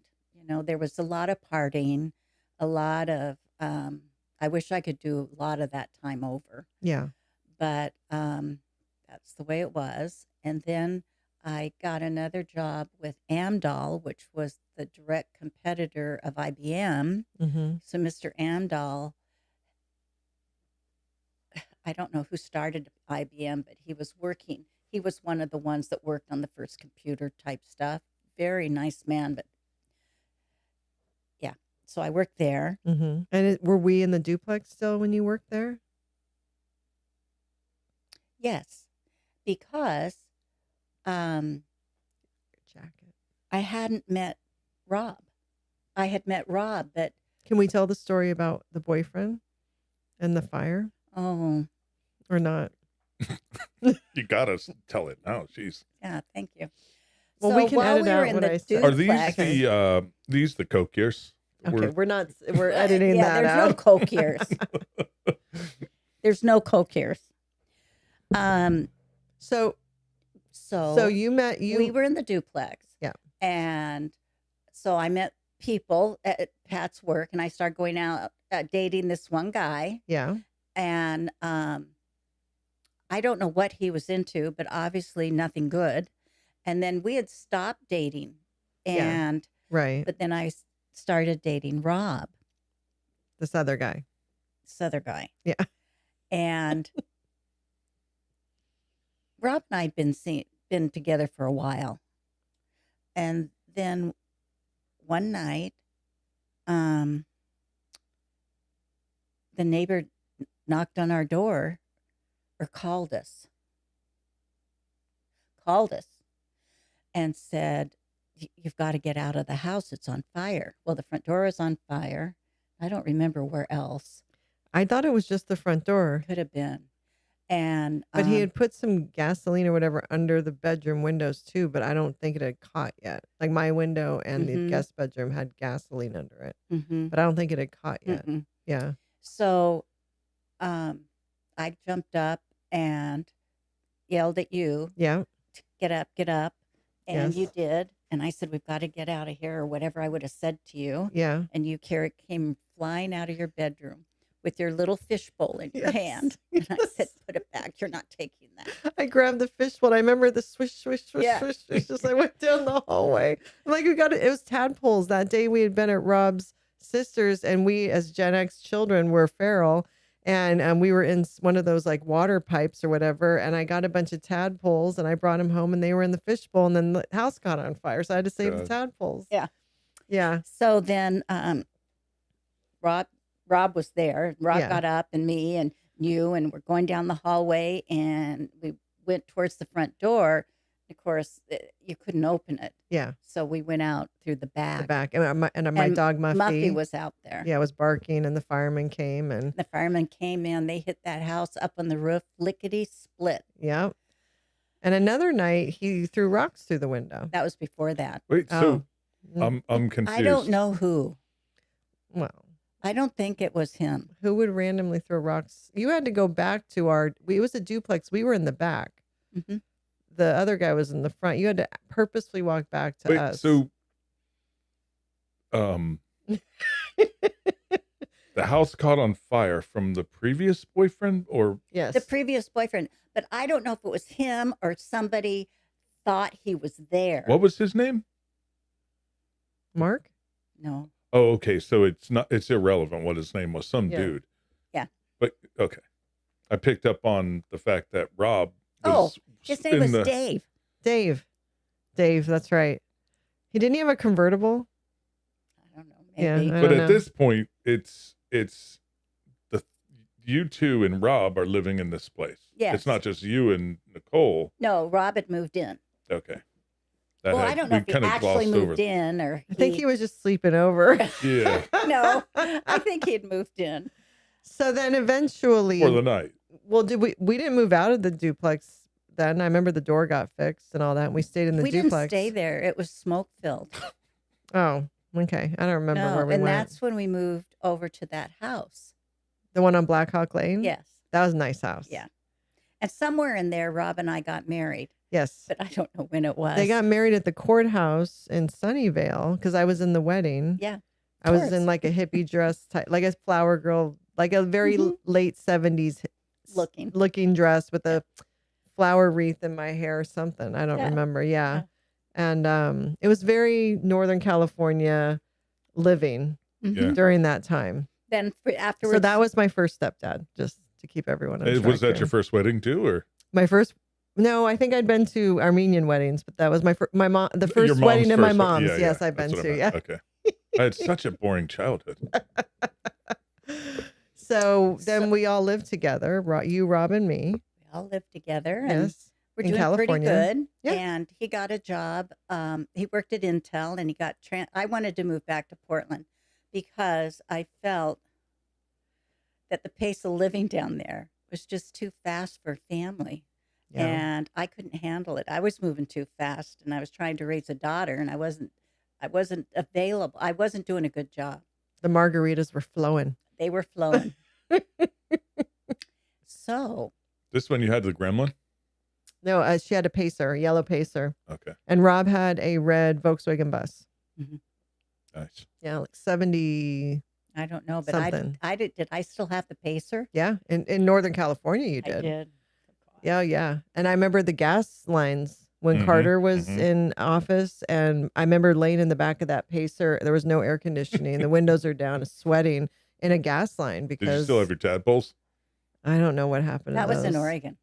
Oh, was that? So the pacer made it to Oregon? I bought it, and then we moved to Oh, California. okay. Okay. So you moved back. We moved back. We moved back Portland because I wanted to move back to Portland.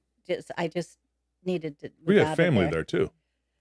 Yeah, and so. But we didn't move by them. No, that wasn't my draw. That wouldn't have been the decision to make, apparently. Well, we didn't move by them because we moved by where Rob worked. Work, right. And so we moved to Aloha out. Was he still with Intel? Yeah. He worked at Intel in Hillsboro. Yeah. So we were out there. Yeah. Out in that this is for back then it was. Younger people, this is the beginning of the Silicon Forest. Or you had the Silicon Valley in San Francisco, but Hillsboro, Beaverton, Aloha was a hotbed for tech. It is still. Yeah.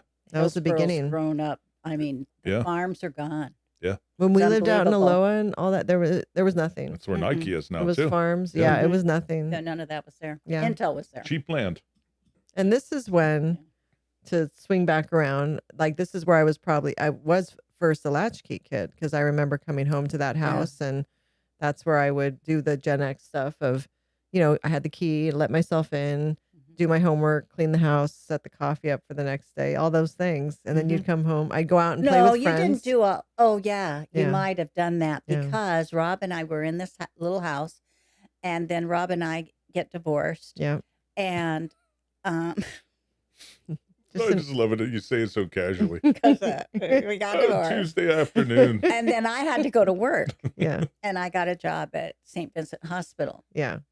And that's when you became your latchkey kid and that. Yeah. The hospital wasn't that far from the house. Yeah. It was Beaverton, but not too bad. But it was just right there. Yeah. It really wasn't.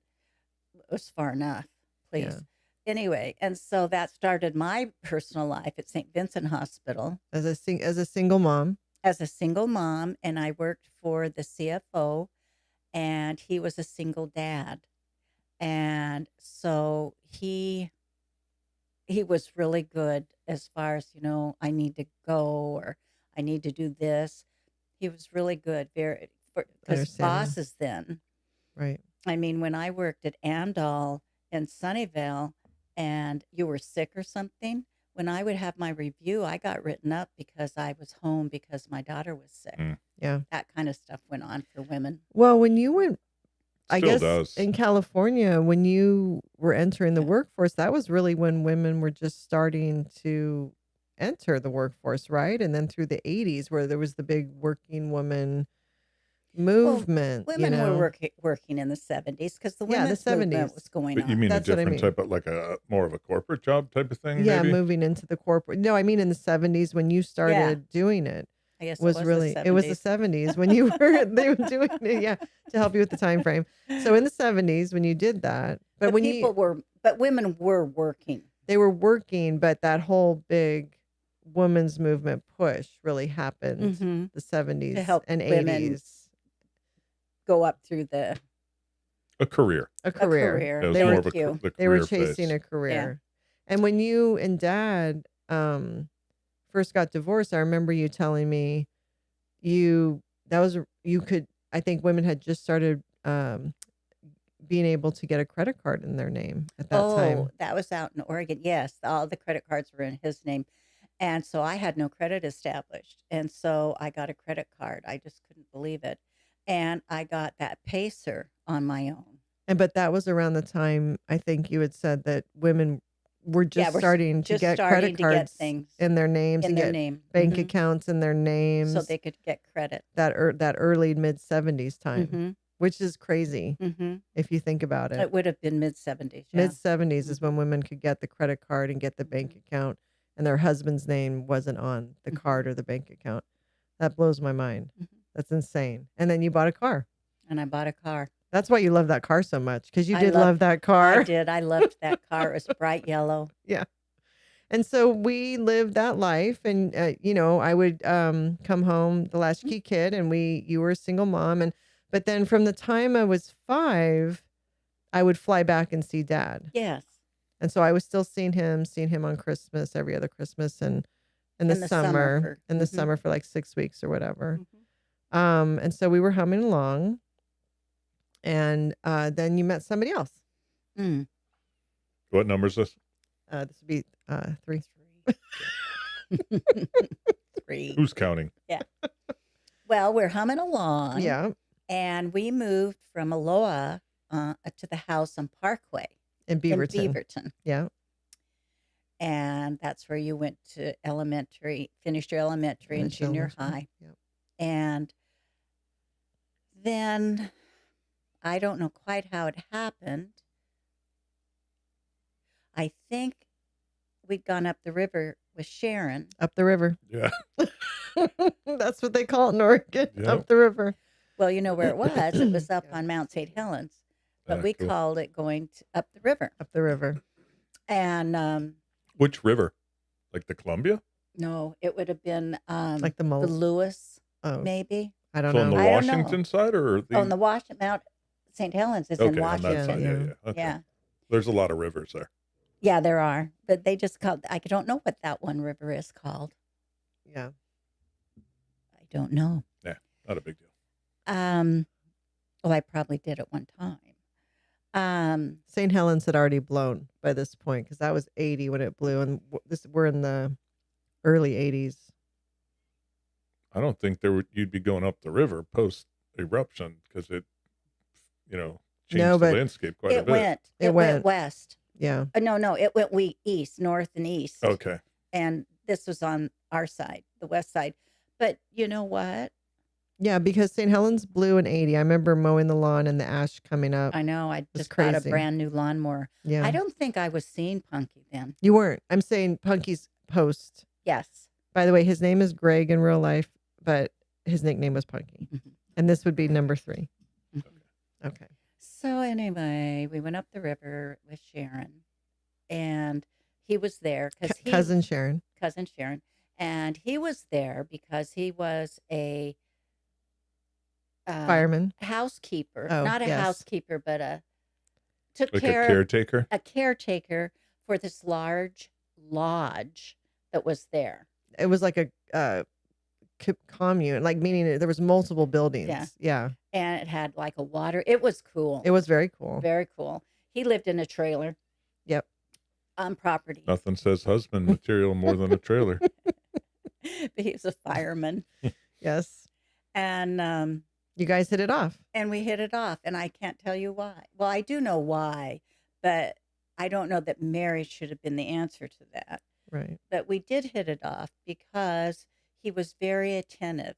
Mm-hmm. He if I wanted to say, let's go to the beach. Okay. So we'd go and I'd say, oh, look, there's a sign. And he says, yeah, let's see what's there. Wow. So that's nice. it was nice. And I'd never had that really. Yeah. But then. Because was Rob not like that? Did he give you more pushback?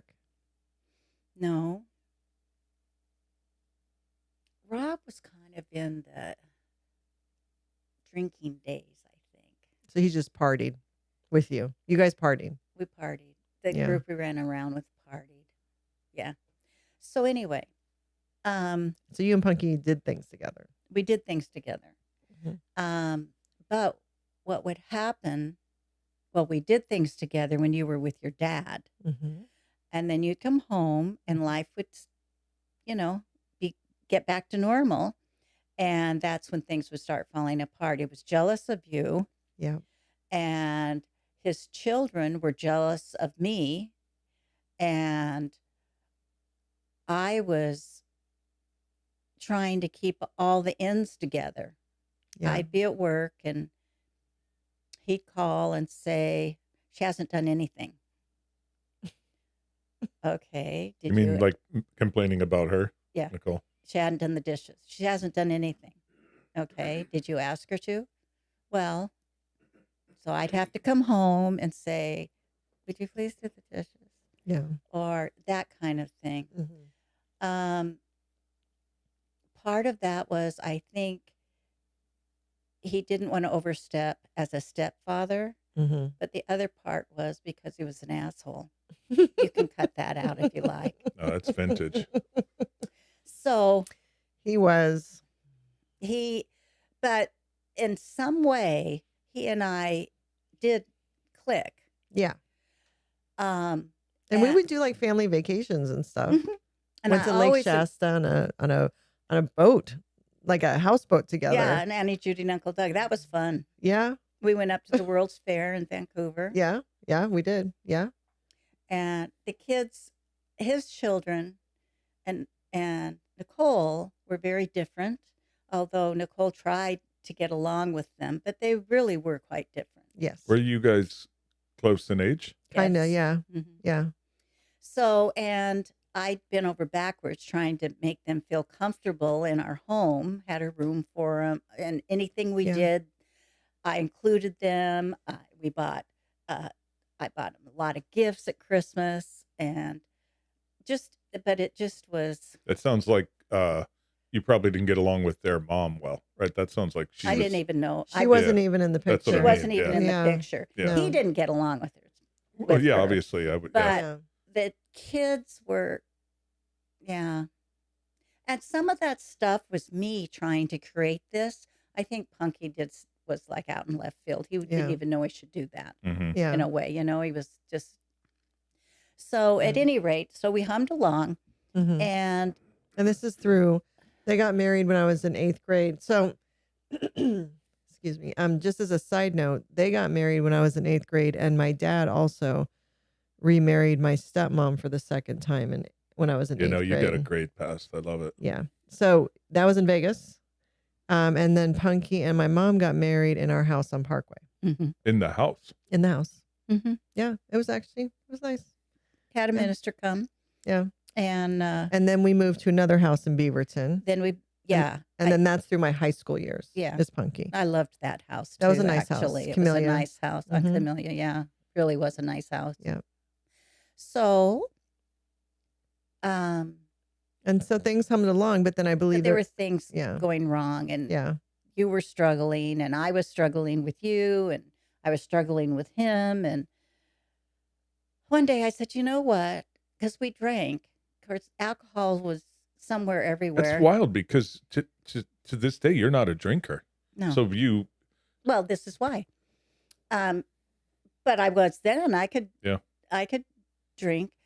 But I said to him, Pat and Joe had given us like a case of this lovely Italian wine. And I think we drank it in a week, the whole case.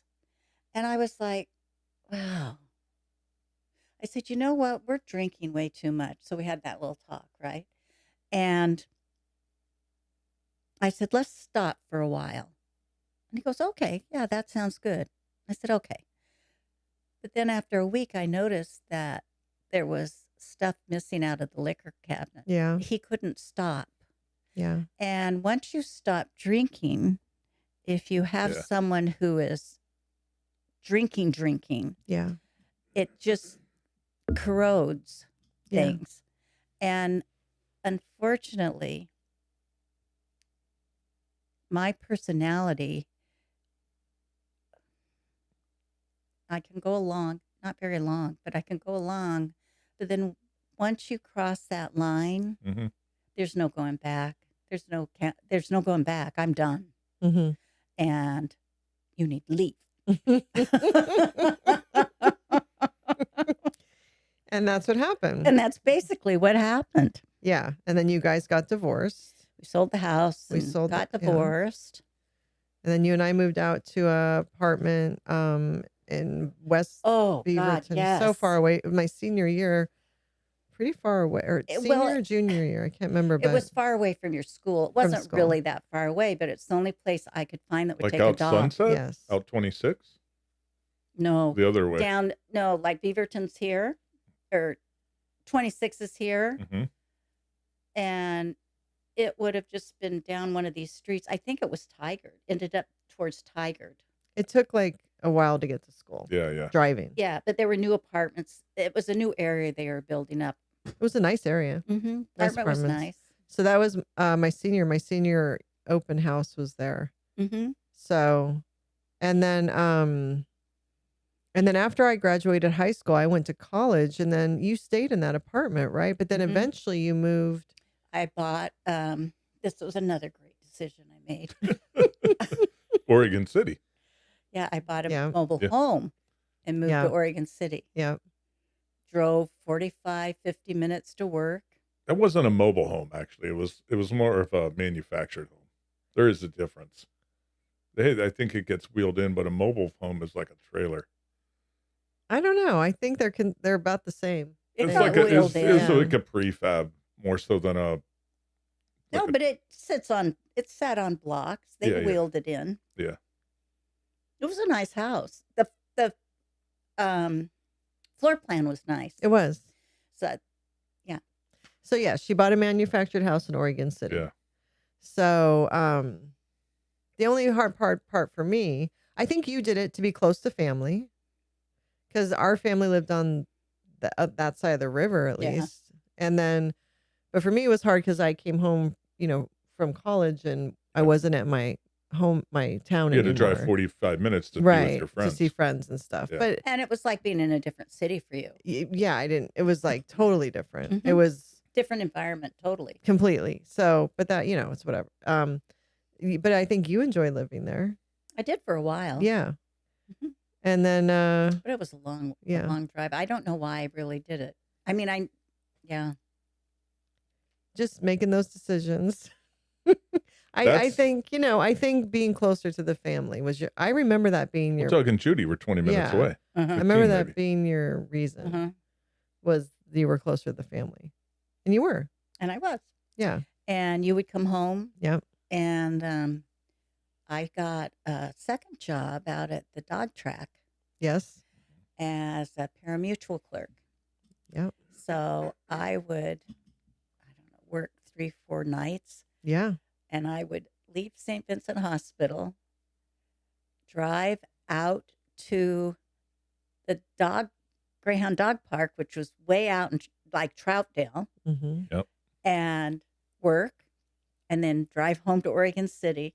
And that whole time, poor little Karma was sitting in that house all by herself. Our dog, yeah. Yeah. And I was so glad when you took her to college, and she loved that. Yeah. Oh, just having people. Oh my God, it just breaks my heart when I think about it. Yeah, but she enjoyed, then I took her and she was fine. So, and then eventually, Brian and I got married, and we moved back to Portland and had our first son, Nathan, and you were a very involved grandma, but then we left Oregon and moved to New Jersey, and then eventually you moved to New Jersey. Yeah. And then you've kind of been with us, not living with us. You do now, but wherever we lived. In some ways, off and on, until I get my feet established. I have been. Yeah. But you've kind of been with us and with the kids. And would you say, because everything we just talked about, there's tons of ups and downs, and it's fairly chaotic. Would you say that becoming a grandmother was healing for you? Oh, yeah.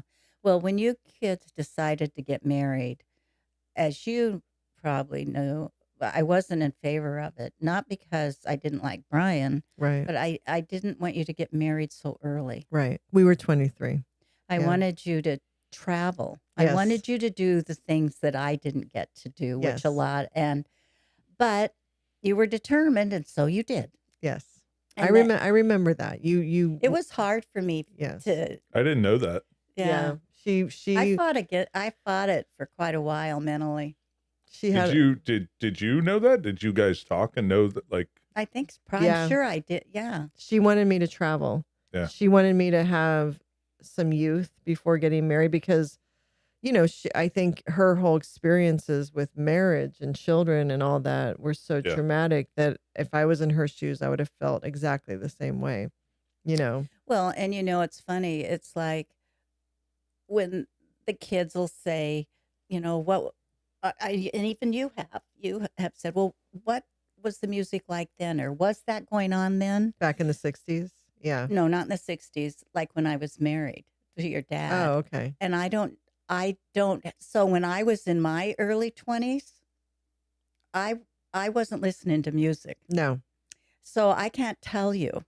I mean, I was listening to music, but I wasn't going to festivals or any of that stuff. Right. And my focus was not on music. It was survival. On survival, yeah. It's such a shame, too, because if I were you, I'd be going to Dead shows in the Bay Area. I would never have left.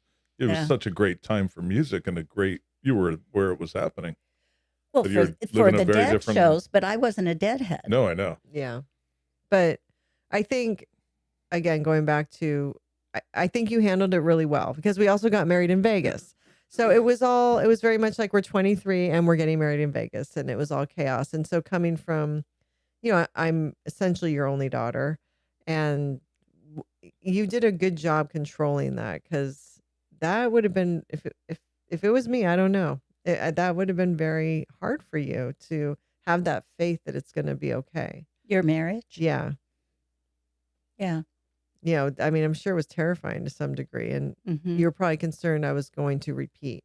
When did you finally become okay with it? Like 5 years in? Was it when Nathan was born? Or... Yesterday. Yeah. You still have problems? I think that before you were married, I mean, I just think that I had to give up that dream for her. And just like when I wanted to buy her beautiful, beautiful wedding dress, and she went along with it to a certain degree, but really pushed back and that kind of stuff. So because her dress was very simple, right? Yeah. It was custom made by a woman in Eugene, a hippie in Eugene. It was white velvet. Yeah, and you wanted something more traditional? Oh, yeah. Oh, yeah. I wanted it to be beautiful. I know. Our wedding wasn't the wedding. I like it though. I think it's yeah. I do too. Yeah. I do too. But that's part of what I had to go through those processes. And then, we had your bridal showers and that kind of stuff. Yeah. And it just was then. Nothing we did though was traditional, right? Because same with my parents were more traditional. 100%. They would have probably preferred we got married in the church. Yeah. So not got married. Yeah. Time. For sure. Yeah. I don't think anyone was on board with the marriage except Brian and I. Yeah. I don't think anyone was down about it. I mean, I will say my dad went full in though for us, like as far as the venue, as far as everything. Like he even got a purple tux because that was my color. So everyone went in on it once it was happening. By the time that, but I still think even people were like, what the heck, what's happening But it was here? a wonderful wedding. Oh, yeah. It was my great. God, it was so the fun. best wedding. So fun. And you guys then started your married little life. And then you had Nathan, and that was healing. Yeah. And because your dad wanted a son so bad. That's all he wanted. That's all he wanted. I mean, I grew up knowing that. And it's funny because when you grow up knowing that as a woman, as a girl, you feel then automatically like you're not enough because you're a girl. Right. And that's ingrained in you immediately. And I'm sure there's other girls that can relate to that, because I'm sure there's many men like that are, want a son and so badly want a son. There are. Yeah. And it also, as a wife, that you couldn't give him a daughters. Son. Yes. Let alone that he's the one deciding the sex. But, right. But. So Nathan was like. So when Dad came out and saw Nathan when Nathan was a baby, I don't know where you guys were, but we were sitting out on the deck at Jerry's parents' house. Yeah. And he was holding him. And I don't know what I said to him. I just said, I said, this just heals things, doesn't it? And he goes, yeah. Yeah. I remember when I told him I was having a boy and he said, you just fucking made my day. Like he was just so, and he didn't say that stuff a lot like that, but that was like a big deal. It was a big deal. It was a big deal. And I think for technical hot pops here. mess over here. But I think for all, we're on the other side of the chaos, and now it's all good. coming downhill. Yeah. And then of course when Kaya was born, he just got such a kick out of her little personality. And then he in 2003 he died in a car accident. So he never got to meet Dylan, and he would have having two boys would have been like everything, and he would have gotten a kick out of him. So that's, he would have. Yeah. And fortunately he saw Kaya that November. Yeah. So I think he was out probably for her birthday or something. He was. She turned 3, and he just loved her. He did. Oh, he got such a kick out of her personality. So I know they were healing for him, but for you you've been able to be a part that you were there when Nathan was born, literally. You had a leg. Yeah, you had one of my legs. Yeah. But watching them grow up and being so involved in their lives I would assume has got to have healed some of that part of you. Oh yeah. That broke, and it's why I just couldn't live away. Right. I had to be closer. And it's also, when I don't know how to explain this, but because of the trauma I went through at a young age, as far as children goes, and that you experienced too, and that when people have children, or it's such a wonderful thing. Yes. And like all birthdays should be celebrated, and you go all out. Yes. And we go all out. Yes. And some of that isn't just because we go all out, people, although that's in there. Yes. But it's because I know how precious life is, and for children. So you see people, you don't probably, that maybe they had a girl, and they wanted a boy. And I think, oh my God. And it's going to be okay, because that's just that initial reaction for guys. But, our woman. Yeah. Even. Yeah. And I think that I grew up knowing this from the time I could understand it, that if your child can walk, talk, see, hear, that's it. Mm-hmm. Like there's nothing else, Mm-hmm. and we know how precarious that is. And there is a high chance that won't happen. Mm-hmm. Not that if they can't walk or can't see or can't hear, there's anything wrong at all. I mean, those children can live very full lives, and are children of God and are loved just as much. But it's understanding that that's all that's important. You know, the other part of it too is that we didn't talk about this, and there's not much to talk about. When Dad remarried, or when Dad married Sue, Pat, and they had a child that had spina bifida. Yeah. And so it became very obvious where the broken gene was, that it wasn't you, me, it was him. Right. It doesn't matter to me, but it did matter to him and his family a lot. Of course. But then with that, I've always lived with what will happen when you have children. Right. What has been passed down. Yeah. And then I think about my grandchildren, and I think, was that just passed male to male? Or is it was just one of those fluky things for him, and it wasn't passed? So Nathan and Kaya and what's his nose, Dylan? Don't have to worry about it. Yeah. But I still worry about that for them. Of course. And that's probably also a lingering part of your trauma too. Mm-hmm. But thankfully with the way the medical industry is now, there's so many things you can do to know ahead of time. Mm-hmm. I remember going to Kaiser, the genetic counseling, when we first got pregnant. Yeah. And you were explaining everything, and they're like, they asked for pictures. Yeah, I don't think they had seen. They didn't believe me. They didn't catch on to this genealogy at all. Yeah, I explained, and they wanted me to bring pictures back of Andrea and Mary Beth. They didn't believe that. I think it was too big of a tale. And then when I did, they're like, oh. Yeah. But with all 3 kids, we had amniocentesis. Mm-hmm. It's just you have to when you go through something like that. Mm-hmm. So, I know for the kids were also healing for me too, mm-hmm. Having the kids. So they are very symbolic, not just our children and we love them, and your grandchildren and you love them, but of having a family. Yeah, because of everything you went through and everything you and I went through, they represent like your dreams and my dreams. Is that we were finally able to have that, you know. So that's why we go crazy with birthdays. Or if they do something. If they do something. Or you go to every game or whatever. It's just how we are. It is. But your mom and dad were that way too, though. Yeah. They went to everything. And so I think that that's a part of family life that I didn't know about, even for my own family. Yeah. I didn't know about. And I didn't know about growing up.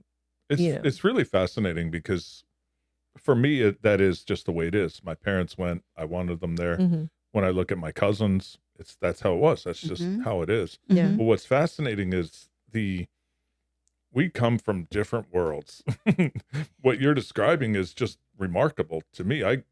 My world was quote unquote normal, right? Yeah. But I mean, it's just proof it works out.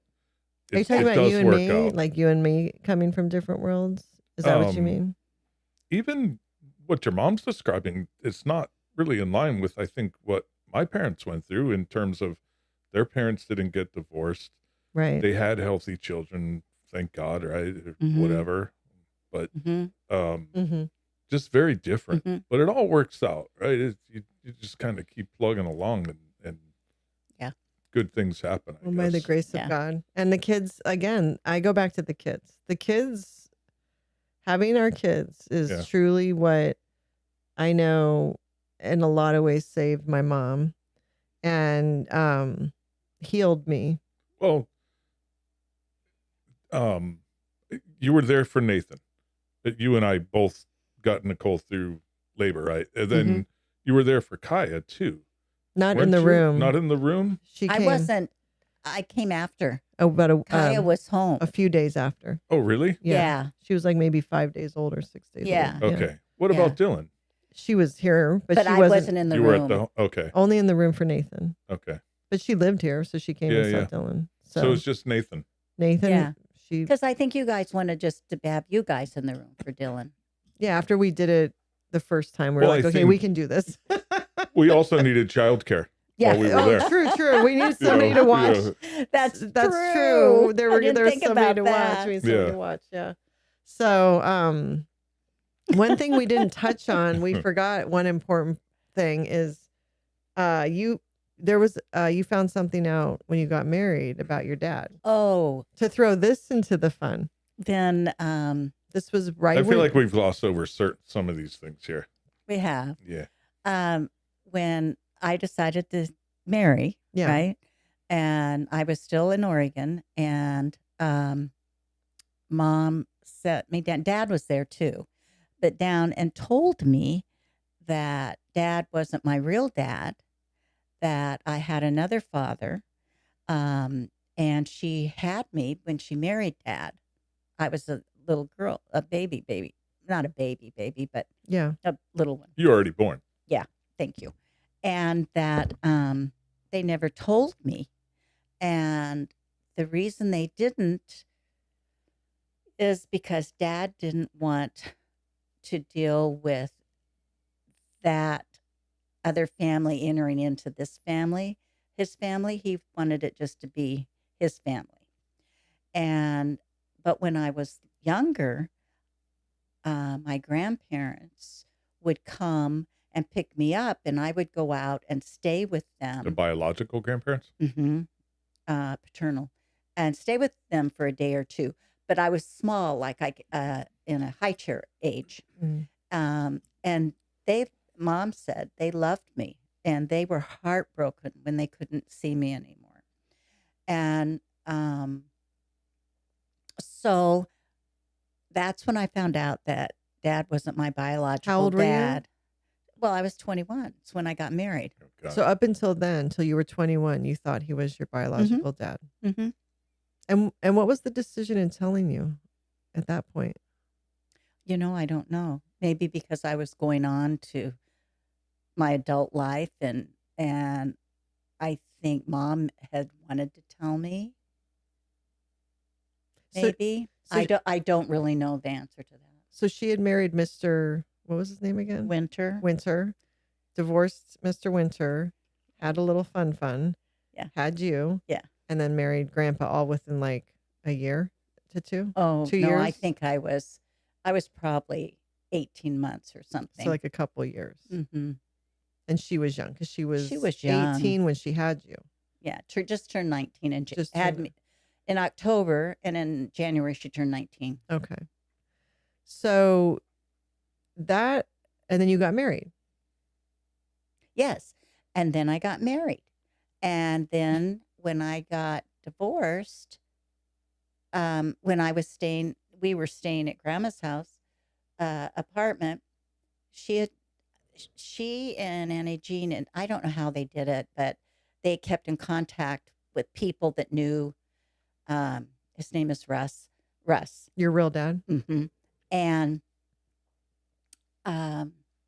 she had gotten a hold of him and said, we were there, and Mm-hmm. she'd really like him to meet me. Mm-hmm.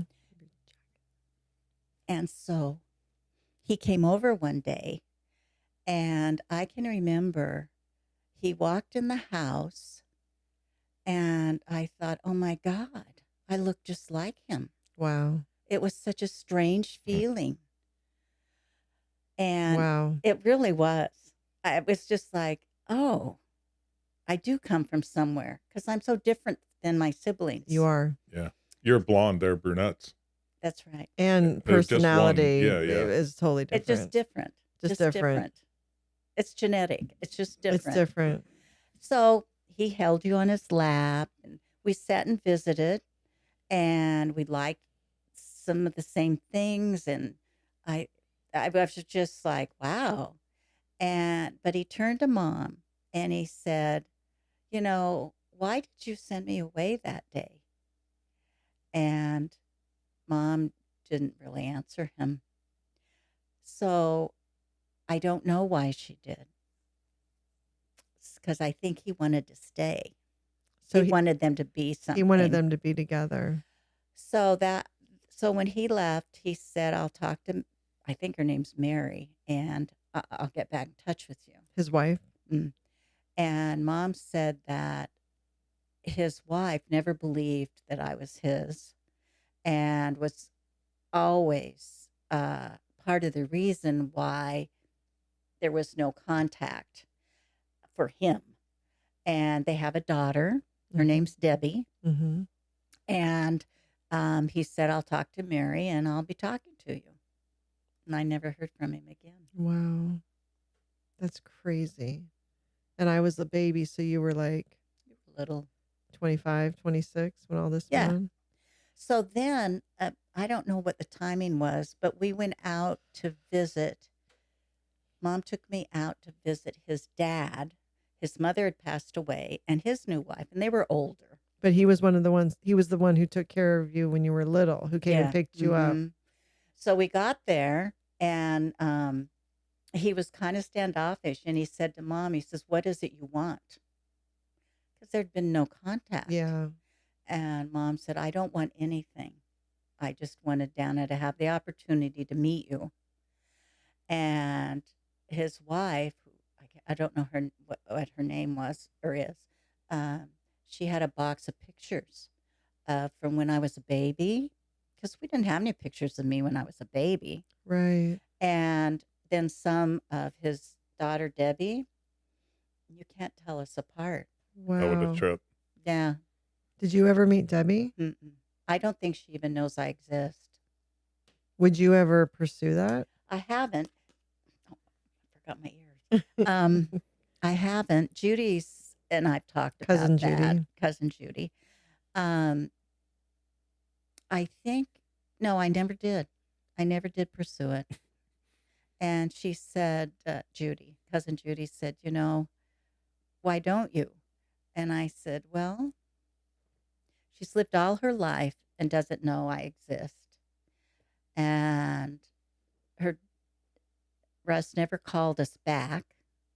Yeah. And I don't want to, back then, I don't want to go in and start chaos in her family. Yeah. Whatever her family may be. But I know she got to go to college because she was a teacher. Oh, Mom.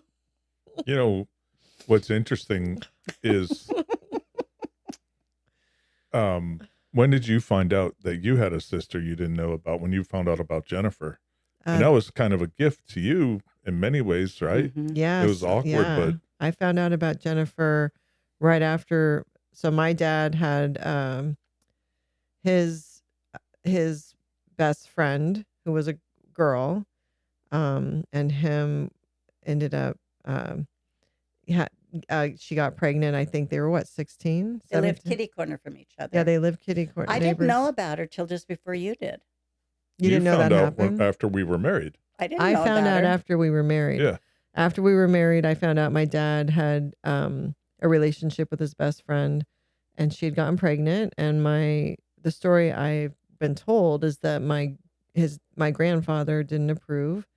They were Polish, I think, or something, but not Armenian. And so she actually ended up marrying his other best friend. The three of them were best friends, I think, and that's who her dad is he's a wonderful man who raised her and married her mom and all that. But I found out about that she even existed when I was 23, literally a few months after we got married. Maybe I had just turned 24. And he called me up one day, my dad did, and said, "Oh, did I ever tell you about?" So casually, I remember just so the day. Casually, yeah. And I at first I was crying. When you came home, I was upset just because it was. Well, there's my story is a whole nother story, but there's a lot with my story. So this was another thing with my story, but I ended up calling her. I don't remember when, and we were on the phone for I think 4 hours, and it was like. It was like you described, like she was my sister. Like we like the same things. We talk the same. I don't know. I can't describe it, but she's my sister. All of a sudden you just know. All of a sudden I just know it's like a puzzle piece. So, and then we ended up meeting each other for the first time. When in Chico, California, that's where she lives. And it's Nathan, Kaya was like 3 or 4. So this would have been like over 20 years ago, but we haven't seen each other again since. And it's on my bucket list. I really want to see her and spend a weekend with her and just really, reconnect. And we're friends on social media. So we follow, we're involved in that way, but not the same, but a similar surprise, And I was just thinking about it, I wonder if though your sister would, the flip coin is she would maybe be happy to know she has a sister. So it's a risk. It's a gamble. Well, it is a risk. And, I'm old enough now. She would be younger than me, obviously, but I don't know by how much. Yeah. But still, it's like. It's a risk, Yeah.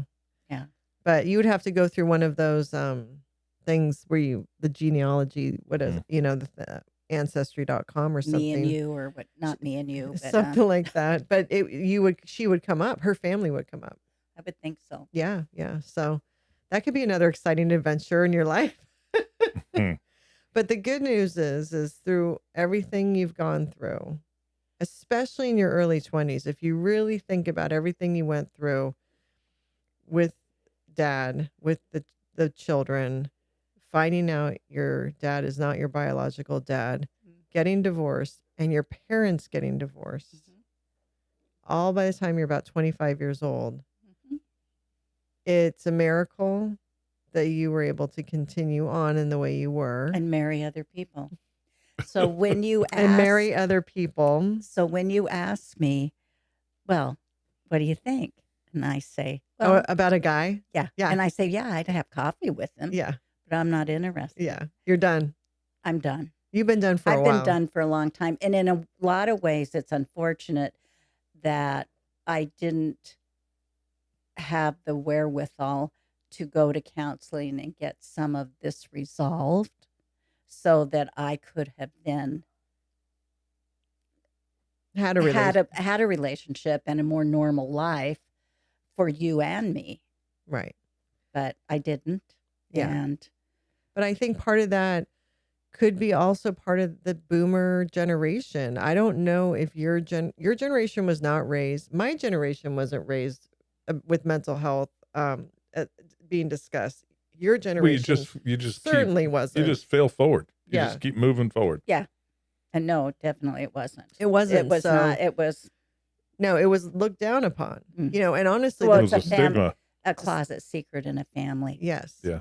So even if you would have attempted, because I think we did attempt therapy a little bit, but it would just, if you would have gone, it would have had to have been intense therapy. It would have. Unpacking a lot. Yeah. And so that would have required guidance and support. Yeah. And the one therapy we did do, you and I did with that therapist, and I went on my own. Yeah. Up until I talked with him, before that, since I had Mary Beth, anytime I spoke about her, my body would shake. Yeah. And I would just shake. Yeah. And I can't tell you what my insides felt like. And then when we went to that therapist, and then I spoke with him, from that point on, I never shook again. Yeah. I don't know what he said to me, but he acknowledged something. And of course, it's PTSD or PSTD or whatever you call it. No, it's what it is. I'm sure that he validated something that you needed validating because made it okay. Yeah. Yeah. He made something where okay. I didn't, oh my God, I would shake so hard. Well, they say that if you don't deal with something with your mind, your body will deal with it. So either you're going to deal with it or your body's going to deal with it, but it's going to get dealt with. Have you ever thought, like, can you think of, say, what maybe the root cause is, or the first memory of that trauma? Was it the first child, or it has to go deeper, right? Your own childhood, you have, kind of peeling back an onion here, I guess. But you know what I mean? Well, yeah, I don't think in my own childhood, I think there are a couple things in there, like I don't do confrontation. I don't do confrontation. You're not confrontational, sure. Yeah. Also, when people argue, I get upset inside. So do we trigger you at times? You have. Yeah, I'm sure. Yeah. And not that it's not okay, but and also the other part I have is what do you call it? Like dreams or repressed memories? No, being not wanted. Abandonment. Abandonment. Yeah. And I think that abandonment issue probably goes back into my childhood somewhere that it started. Often does, I think. Yeah. I do too. And as I said, we moved and then we moved.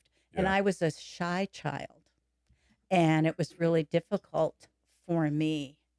Yeah. And I didn't really come into myself until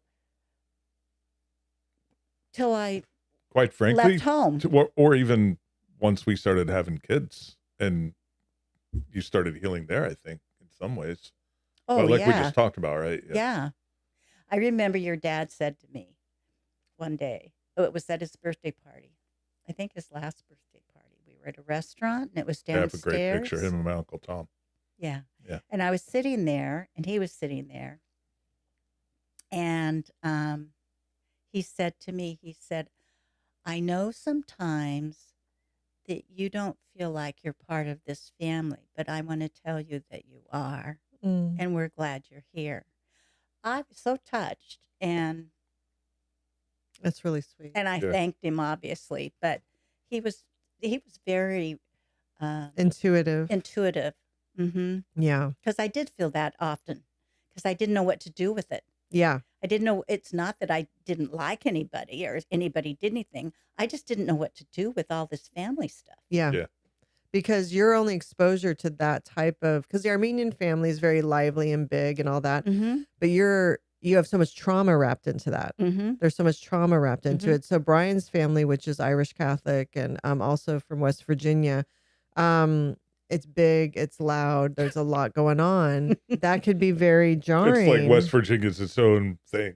Well, I mean, there's Irish, there's English, yes. there's German, there's West Virginia. Yeah. Well, I mean, like your mom's Irish Catholic, your dad's from West Virginia. Let me be clear. Yeah. But Hoboken in West Virginia. Right. But when you go to West Virginia, there's a lot of family. Yeah. And when you're in New Jersey, there's a lot of family. Mm-hmm. So, and that can be jarring for someone that's not used to. Our family wasn't like that. Our family, yeah. My exposure to that was my Armenian family. Yeah, but that was very much like that. They are, but that was sporadic. That was summers and every other Christmas and some weddings. But and of course, that was a draw to me too. Of course, because you I wanted wouldn't that. realize yes. it. But yeah, I just didn't know what to do with family. Yeah, yeah. Because in Oregon, it's a more quiet family. It's a more quiet experience. Yeah. Mm-hmm. So it's different. But that was sweet. He said that. Yeah. Yeah. I mean, I think that if you take everything into account, to see where, like Brian kind of just touched on it, I think your real role was grandmother. I do. Yeah. I think that was the healing role for you, and the one where you probably finally could just stop and enjoy. It is. And not be struggling or not be trying to figure something out or not be trying to fix something or trying to create something. It was created then, finally. Yeah. It was there. Yeah, it was. And in ways I probably can't even really describe. I just know that Nathan and Kaya were at the age where they were moving away from me. Mm-hmm. And then you popped up with Dylan. And I can remember thinking, oh my God, my grandkids are moving away from me. What am I going to do? I mean, it was a natural move. It was the way it was supposed to be. Not physically moving, just like growing up. Yeah. Oh, well, we did. We physically moved. We lived in Oregon. And no, but she's talking about now. Like when right before Dylan was born, they were getting older and not needing her as much. Not needing me in the same way. Yeah. So then I can remember feeling anxious about that. Really anxious because my identity is tied into, being a grandma. Anybody I work with, they only know me as, Grammy D. Yeah. Yes, Grammy D. That's what we call her. People know you as Grammy D more than Dana. Yeah. Yes. Yeah. And so then when you called and told me you were pregnant with Dylan, obviously it was like, oh my gosh. But I was so thrilled. Yes, you were very happy about that. I was, because I thought, oh my gosh. Yes. Another baby is going to save me. That's hilarious. Yeah. And I'm sure, I don't know if I've ever asked you this before, but does seeing Brian and I have been married 30 years now and together 32. Does seeing me have the longevity and a successful marriage? Does that? It means the world to me. Yeah. Yeah, it does. Yeah. And that I wouldn't want either one of you to go through a marriage being split up with children I just would not. It's just awful. Yeah. And seeing that there's a man that can be a good husband and a good father. Can deal with your byproduct. Nice. But that is a family man. Well, I think obviously he's let me live here with you guys. Yeah. I mean, my life would be so different. Yeah. So I think that's touching blessed. on what I was saying earlier. It just works out. Your background versus my background, it's totally different. Right. And it's just worked out. She's been married for 30 years, 3 beautiful, healthy, wonderful kids, so it's worked out. Yeah. Well, thank God. Yeah. And for you too, It's what's interesting is to me is with the having grandkids, if you think about your grandparenting style, it's probably different than any other aspect of your life in that you give them unconditional love, and where you probably don't have time or patience in other aspects of your life, right? But you give your grandchildren unconditional love, and they feel it, they know it, and so it's an interesting dynamic, I guess. But I think that happens to all grandparents, because you'll see people say, I don't know who this person is, but my kids get everything they want. Yeah. But when I lived with that person, it was not like that at all. Yeah. But it's like when Nathan was born, it's just, there's just something about having it be your child's child. Yeah. That it touches your heart in a different way. You love them in a different way. Yeah. And yeah. I can't wait. Everyone knows that. I have all these toys in a storage unit for my grandchildren. Hurry up. We pay a monthly fee for this. Shit's gone up too. I'm not getting rid of them. No, so good. no. Well, we got rid of them once and then I got pregnant with Dylan. Yeah. All those Hot Wheels. Yeah. No. Don't even bring up Nathan's Pokemon cards. I do have a question. Have you ever thought of is everything we just talked about? There's a lot of trauma, fascinating stuff, quite frankly. Have you ever thought of trying to peel back the onion further at all? Like, we probably opened up some wounds here. Have you thought of jumping into some of those and going down those rabbit holes and finding some answers? Nicole's talked to me about that I should do that, or I should think about doing that. And yeah, I have. I don't know what it would change, in the sense that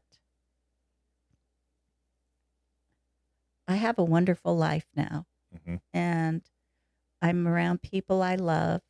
And even through all the moving, I have friends here that even though I'm retired, I've still maintained their friendship. And my St. Vincent group, when I go to Oregon, those women I'm still close with. I don't know what it would change. Yeah. Other than my own anxiety, and thinking, okay, Dylan shouldn't be blah, blah, blah, blah. And that comes from my anxiety. Yeah. Because I know he's old enough to be doing that, but still. Yeah. But I'm better than I was. Yes, you are. Yeah. I am lots better than I was over that. But that's a great answer. That answer makes perfect sense. Yeah, I don't. What's it going to, kind of at peace? I mean, I think the only thing it would help is probably anxiety. But if you're able to manage it, then. I get migraines. Yes. Your body's. Your body's not as often though, do you? Or? Yeah, I just not where I'm sick yeah. But I'll lose my vision and that kind of stuff. So I get the migraines unexpectedly. Every couple of days I'll have something. And I know that's my anxiety. Yeah. So I mean, I think the anxiety is pretty serious because your body is dealing with it, and and that's been most of your life. So, but it's you have to pick and choose. Mm-hmm. If it's worth it for you to unpack everything, would it make you feel better physically? Would the migraines go away, or or if it's not even worth it? But I don't know that that's worth it. Yeah. And yeah. Well, they do these guided psychedelic type of therapy sessions, trips in a sense. I'm not even I've kidding. heard about those. She's already done her Northern California trip in her life, so no psychedelics. Yeah. Or yeah. Well, listen, we can't thank you enough for sharing, because we know you don't talk about this stuff. Mm-mm. And it's not easy for you to talk about. And so we thank you so much for sharing it with us, for getting it recorded for our children and their children and future generations, and for our audience, who I'm sure there's someone out there that has been through something similar, that this will help them, or they at least think, oh, okay, I'm not the only one. Yeah. And that's really the one of the main reasons we're doing this podcast, is to reach people and hopefully help people, or help them feel validated, or, of course we want it to be entertainment and enjoyable, but in situations like this, we are chronicling something. We're chronicling something. So we, and also you're our first boomer that we've interviewed. And so we thank you for representing the boomer contingent here. You're welcome. I'm sorry, the story was a little long and unusual, unique. People have unusual lives. Yeah. They do. They do. You know, and it's worth talking about and sharing. And, you know, I think that overall we're all interested in each other and connecting in some way. So again, we completely respect that you shared this with us today, and thank you so much. Well, thank you for having me. And it was a great week to do it on Thanksgiving week, you know, to remember also what we're so thankful for. Nathan, Kai, and Dylan. Yep, and a wonderful son-in-law. Oh yes, and your wonderful son-in-law. And your wonderful son-in-law. So, and thank you to our listeners for listening. And if you have any comments, questions, or anything you'd like to share, we always love to hear. And we will see you next time. Thank you. Take care. Bye.